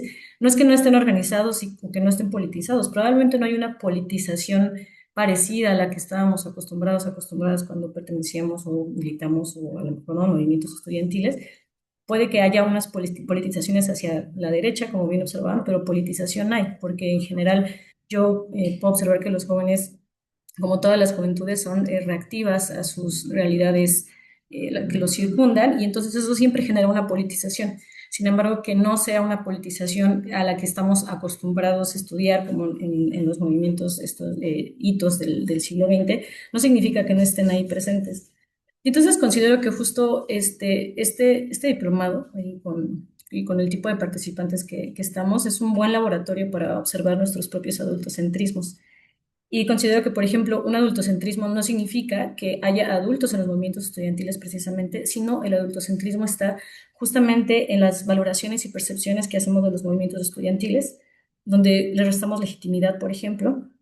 Y creo que para que podamos dar una perspectiva crítica a esta visión adultocéntrica, tendríamos que cambiar el lugar desde donde estamos mirando a las juventudes y a los movimientos estudiantiles.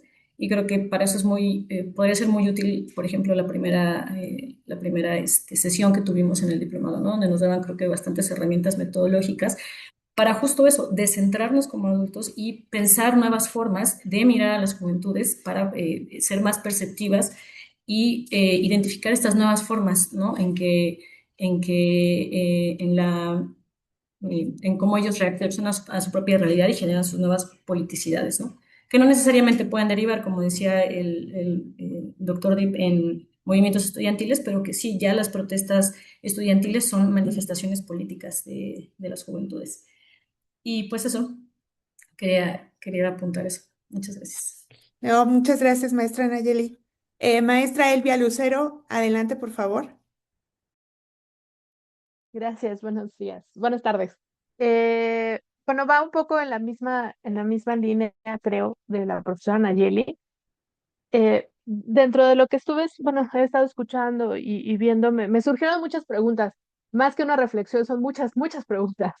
Eh, eh, Empezando por cuál es el papel que tenemos asignado o que es reconocido por parte de los docentes o para los docentes en estos movimientos estudiantiles.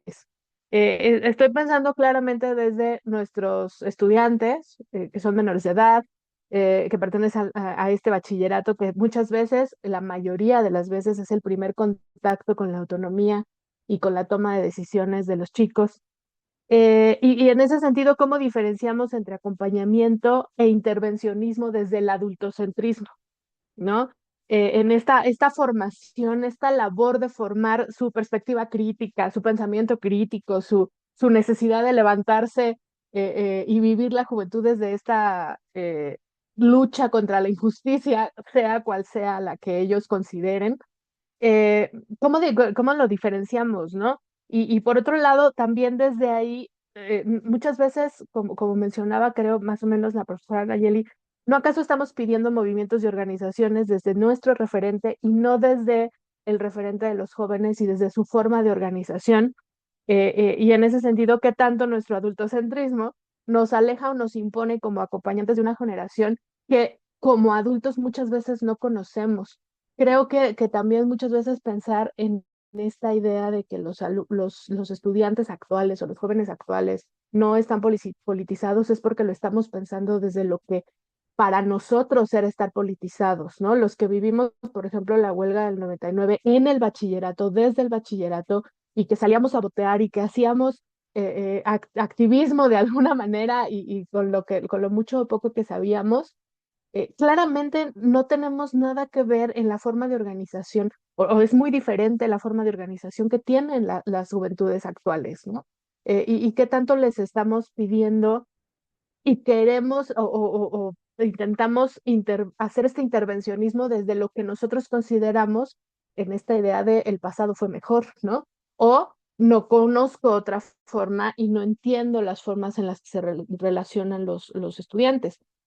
Más allá del hecho de que en algún momento me parece que lo mencionaron, esa sensación de que estamos fallando como docentes al no fomentar este pensamiento crítico, ¿no será más bien que lo estamos pensando desde nuestra propia experiencia y no desde la experiencia de los alumnos? No sé, lo insisto, son como muchas preguntas que no, por supuesto no espero respuesta, pero sí quería como compartirlas, ¿no? Y bueno, ya, muchas gracias. No, maestra, muchísimas gracias. Por aquí en el chat rápidamente, antes de darle la palabra al maestro, dice la maestra Montserrat, ¿qué es un movimiento estudiantil para usted? O sea, para Nicolás Zip, ¿qué elementos debería de contener o debe de contener, perdón? El maestro Neftalí nos pone el discurso. Hay cosas interesantes que les pido que vean el chat por si las quieren bajar. El doctor Nicolás también nos puso aquí el discurso de Allende. El maestro Ernesto Reynoso nos dice, yo creo que los jóvenes actuales a veces tienen más influencia política por las redes sociales que por sus profesores o la educación familiar o pública en general. Bien, le vamos a dar la palabra a maestro Rogelio y le pido que sea breve, maestro, para que podamos cerrar con el doctor Nicolás. Ya se acerca casi la hora. Muchas Muchas gracias, gracias. adelante. Muchas gracias. Buenas tardes, compañeros, colegas. He estado analizando, y de hecho he vuelto a ver las sesiones anteriores en los videos, pero me quedo pensando qué diferencia había de esas juventudes, por ejemplo, en los noventas, que yo fui alumno de bachillerato, y qué tanto han influido en aquella época y actualmente. Por ejemplo, en los noventas, la tecnología pues, estaba basada apenas empezaba, eran los inicios de alguna manera. Y en cambio ahora los jóvenes están conectados 24/7, redes sociales, etcétera, etcétera. Tienen acceso a una cantidad enorme de información. Las diferencias claves que he encontrado es que de alguna manera en los noventas, pues la información la obteníamos a través de libros, revistas, periódicos, las conversaciones que teníamos en los pasillos, no sé, la información era limitada de alguna manera. La comunicación, pues si recuerdan, era a través de cartas, el teléfono tradicional. Hoy las redes sociales y todos los mensajes instantáneos, pues son prácticamente en tiempo real. Algo más notable que creo que también cambió es el aprendizaje que teníamos en aquella época. A veces se centraba hasta en la memorización, me atrevo a afirmar, pero hoy es más dinámico, es un poco más enfocado en resolución de problemas dependiendo la materia, el área, el contexto, pero también la violencia en aquella época pues era un poco menos, me atrevo a decirlo, enfática que se ve ahora. Se ha llevado, pues todo eso es lo que hemos vivido en México, en Latinoamérica, en el mundo, pues estamos viendo que la violencia tal vez por los mismos medios de comunicación la tenemos más a la mano. Eh, Les digo, a manera de anécdota me acuerdo del famoso chismógrafo y ahora pues ves el WhatsApp y ves las diferencias, todo escrito, pero también de alguna manera se puede retomar y se podría retomar lo viejo y combinarlo con lo nuevo. Hablábamos de la capacidad y la participación crítica. ¿Qué nos toca a nosotros los profesores y qué les debe de tocar a los alumnos? Porque al fin y al cabo están desarrollándose, se están formando. Hay que impulsar hábitos y la crítica desde mi punto de vista es un hábito para analizar no solamente cuestiones académicas, analizar información, contextos, formar los debates y me atrevo a hablar un poco de construirlos como tal en sus propios grupos sociales, igual que nosotros lo hacemos como académicos. Ahora, pues la tecnología la estamos incorporando. Aquí estamos ahorita en un Zoom, en los 90, pues esto era impensable, ¿no? Esto nos puede ayudar para mejorar muchas veces la cuestión no solo académica, la cuestión de las relaciones sociales y el entorno en el que nos toca vivir. Hay que promover esa parte, es importantísima. Los chavos están en busca de una identidad, hay que buscar el convivir. Nosotros seguimos aquí, habemos gente joven, gente un poco más, ya con más experiencia, pero seguimos intercambiando la experiencia. Y eso a final de cuentas es lo que nos va a formar o deformar dependiendo del contexto en el que nos encontremos. Pero creo que también los valores han sufrido un cambio muy fuerte, ¿sí? Los valores que tienen los jóvenes o las juventudes actuales han variado mucho de los que llegamos a tener nosotros en nuestro momento, pero creo que la tolerancia y el respeto debe de imperar siempre, no importa la generación a la que nos podamos referir. Muchas gracias, ha sido muy interesante y conocer contextos en otros países. Sí se nos había olvidado hablar de Pablo González Casanova por ahí, incluso el movimiento zapatista que a muchos nos marcó en los 90, ¿sí? Entonces, creo que a lo mejor esos hechos y pues tuvimos la oportunidad de ver al subcomandante Marcos ahí en Naucalpan también en su momento. No sé, creo que también hacen falta liderazgos que no veo y discúlpeme que a lo mejor soy muy enfático en esto, pero no lo veo ni entre nosotros ni entre los jóvenes actualmente, no veo figuras de liderazgo, ¿sí? Que sobresalgan más allá de pues del promedio, por llamarle de alguna manera. Muchas gracias.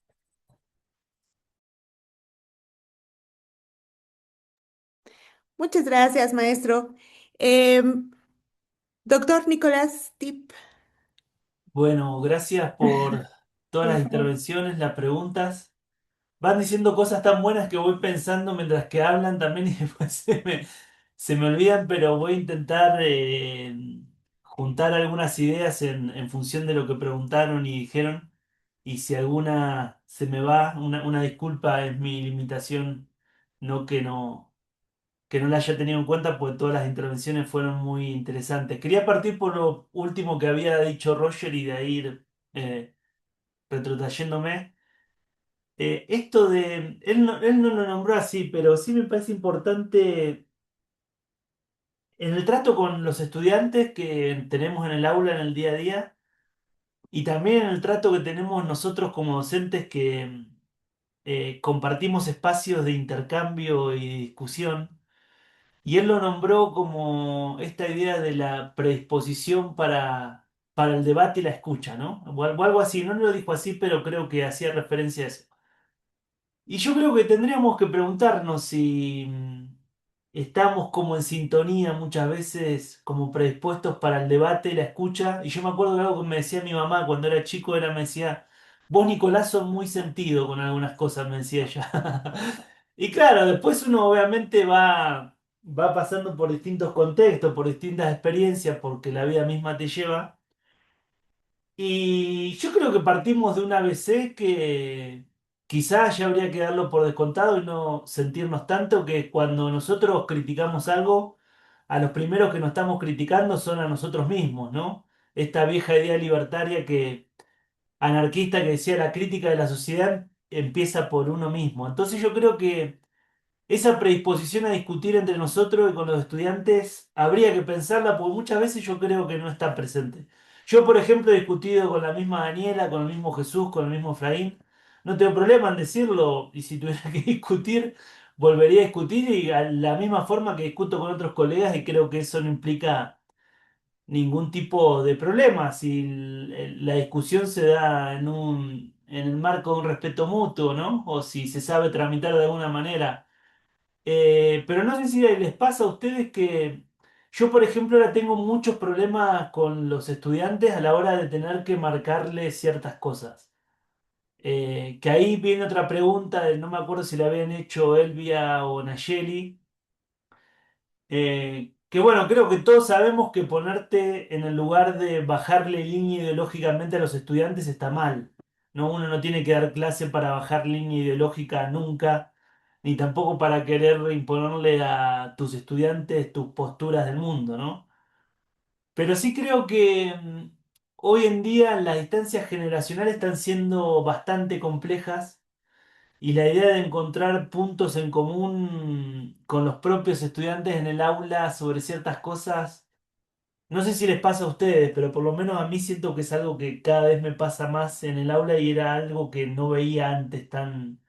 Sentía que antes fluía más eso, ahora como encontrar ciertos lugares en común en torno a cosas básicas que uno cree que son de comportamiento y eso a veces parecen súper complejas y que no son, digamos, tan fácil de resolver. Disculpen si parece que me estoy como desviando del tema, ahora lo llevo más al tema que me preguntaban de movimientos estudiantiles, lo de Pablo González Casanova y demás, pero creo que hay algo complejo. Ayer lo hablamos con una historiadora y socióloga argentina muy conocida, se llama Dora Barrancos, y ella nos decía, claro, creer que vamos a solucionar todos estos problemas desde la educación es una utopía, ¿no? Creer que todos estos grandes debates se van a resolver en el aula o en el marco de un ambiente pedagógico educativo.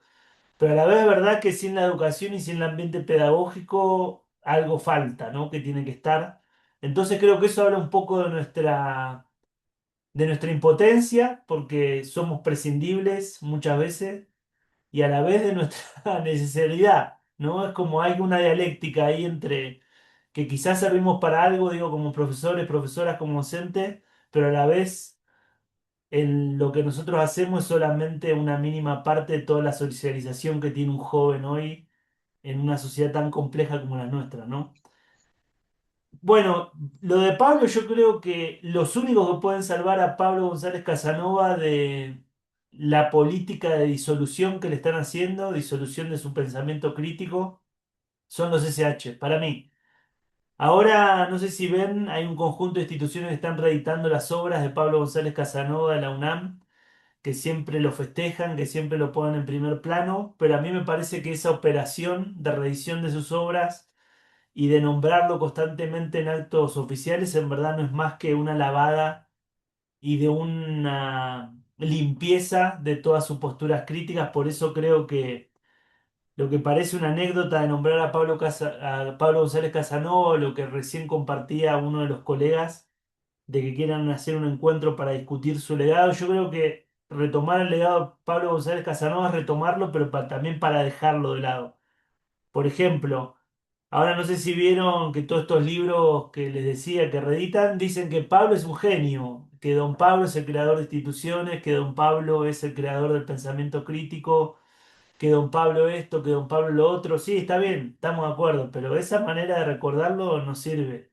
O sea, decir que es un grande, que es un genio, todo, y después no hablar nada de qué pensaba él en torno a la democratización del gobierno en las universidades, el papel de las juventudes, de los autoritarismos dentro de la universidad. Creo que nombrar a Pablo y hacerle justicia a su legado es eso, retomar críticamente, pero no para repetir lo que él decía, sino para proponer algo diferente, ¿no? En relación a lo que nos demanda el contexto del siglo XXI que atravesamos. Después había una pregunta que era, ¿qué es un movimiento estudiantil? Yo creo que algo básico que hay que tener en cuenta para pensar que es una protesta estudiantil, un actor estudiantil, un grupo estudiantil, que no puede haber ese tipo de experiencia sin espacios educativos, ya sean formales o informales, pero siempre que hablamos de protesta estudiantil, movimiento estudiantil o activismo estudiantil, estamos hablando de un doble anclaje, un anclaje político y un anclaje educativo. Ahora me parece que la idea de movimiento implica un actor masivo de amplio alcance y muchas veces el riesgo que corremos es llamarla a cualquier protesta estudiantil o a cualquier grupo estudiantil como movimiento estudiantil y eso no es un movimiento estudiantil. El movimiento estudiantil implica masividad, implica organización colectiva, implica planteo de demandas a gran escala, ¿no? Entonces no le podemos llamar a cualquier cosa que es un movimiento estudiantil. Que no está mal que sea una protesta estudiantil o que haya un grupo estudiantil, político estudiantil no está mal, pero no es lo mismo que un movimiento, ¿no? Y después para ir cerrando, algo que dijo Carlos y después creo que lo planteó también Elvia y Nayeli y también los otros colegas, es esta idea de que qué entendemos nosotros por experiencias de politización. Por ejemplo, Carlos hoy al principio decía que muchas veces tenemos estudiantes que nos parecen que están despolitizados, pero eso que nosotros nombramos como despolitizados es una forma de politización. Lo que pasa es que una forma de politización distinta a la que muchas veces tomamos como válida, ¿no? Y creo que ahí también en qué forma entendemos nosotros la política, que muchas veces la entendemos, creo, todavía en los marcos de políticas partidarias. Incluso pensar todavía en la idea del zapatismo, en lo que implicaba el zapatismo, tiene todavía ese mucho un eje ideológico partidario de pensar la politización. Y creo que ahora tienen los estudiantes formas tan laxas de politizarse y tan diversas que obviamente los marcos de qué son las politizaciones están mucho más complejizadas, ¿no? Y tenemos que tener como un lente ahí para ver ciertas cosas que no estamos acostumbrados a ver como políticas, pero que son políticas, más allá que nosotros las compartamos o no, ¿no? Del lugar que, no, que nos toca. Y después, ¿qué más? Me había quedado... Ah, lo que decía Jesús de que esta es una idea de la sociología clásica, esta idea de no pensar los movimientos estudiantiles por sí mismos, sino pensarlos en vinculación con demandas y actores sociales más amplios. Y ese fue un gran problema de la sociología clásica que veía que los movimientos estudiantiles del 18 y del 68, una característica que tenían es que habían sido formadores de partidos políticos y también que habían sido formadores de... Hoy hablaban del MAR y también apareció lo que hace Dani de las mujeres en el Partido de los Pobres. Bueno, los activistas estudiantiles fueron grandes formadores también de guerrillas y grupos político-militares y siempre estuvieron vinculados a sectores sociales más amplios. Quizá ahora esa vinculación se vio con el movimiento feminista, que también fue un movimiento feminista que no se redujo solo a la educación, fue más amplio. Pero en otros actores estudiantiles actuales quizás ya no se, o no es que ya no se vea, que se ve de otra manera, ¿no? Ese tipo de vinculaciones. Siguen habiendo estudiantes partidizados, por ejemplo, yo me sigo viendo estudiantes acá en México, en otros países están vinculados a partidos políticos, a movimientos sociales, pero también hay experiencias estudiantiles que están vinculados con lo social, pero de manera que no aparecen como tan claras y tan evidentes como esas referencias clásicas, ¿no? Y creo que también ahí habría que ver cómo afinamos los ojos con eso. Bueno, y eso, no sé, la gran paradoja sería esta, por ejemplo, para cerrar, y tomando como ejemplo que se cumplen 50 años del golpe en Argentina, sería, qué difícil que es, ¿no? Porque uno intenta, digamos, en sus clases como compartir ciertas demandas de memoria y verdad, justicia, del nunca más, que no podían volver a pasar cosas como que pasaron en la dictadura en la Argentina. Pero muchas veces siente uno que da un relato histórico donde los jóvenes no se sienten parte de eso y lo ven como alejado. Y viene un Milei y dice, la dictadura argentina estuvo bien, o sea, quizá desaparecieron a personas y mataron a ciertos militantes sociales porque se lo merecían de alguna manera, y eso hace eco en un estudiante que no se siente reflejado con las políticas y el relato vinculado a los derechos humanos y a la memoria y la verdad y justicia. Ahora, ¿cómo salir de eso? No lo sé, pero hay algo que uno está fallando ahí porque está intentando bajar el discurso de que eso es importante, pero a la vez ese discurso no está haciendo mella en una generación más joven que quizá no se siente interpelado en ese discurso de la historia argentina. Y ahora, cómo interpelarlo y cómo hacerlo formar parte, yo creo que eso es el desafío y que no está tan fácil. No es solamente ir con una filmina y decirle la dictadura mató, desapareció persona, qué importante los movimientos de derechos humanos, hay algo más que falta.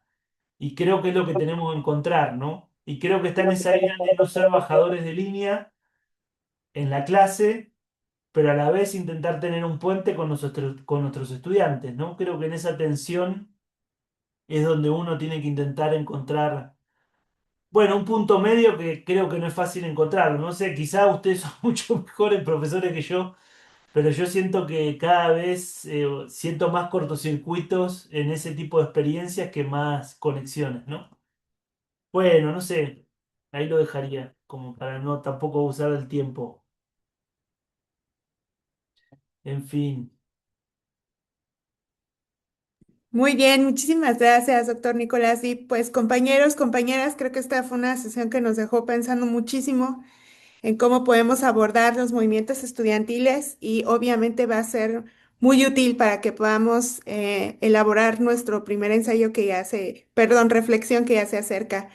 Bien, pues si no hay nada más, agradecemos muchísimo, muchísimo al doctor Nicolás Dip por estar con nosotros y no tan solo por eso, por la ponencia de hoy, sino también por pues formar parte de este, pues de estas concepciones, de esto que se platicó en los pasillos del CCH, ¿no? Y que estemos aquí reunidos el día de hoy. Muchísimas gracias y pues bueno, si no hay nada más, y si no tienen alguna duda, pregunta, además. Déjame ver rápido el chat. Muchas gracias, te agradecen. Ileana Rendón dice, coincido, es importante tener claras las dimensiones conceptuales para no confundir un movimiento social con una protesta u otras sinergias sociales. En fin, con este cerramos y pues muchas gracias y nos vemos el próximo viernes. Bueno, que estén Pasen muy bien. buena Gracias por tarde. Un todo. abrazo Nos a todas, a vemos. todos. Chau, Un chau. abrazo, Muy gracias. bien, hasta Gracias. luego. Hasta luego. Gracias, hasta luego. Muchas gracias por todo. Muchas gracias. Gran semana. Hasta luego. Un abrazo, gracias.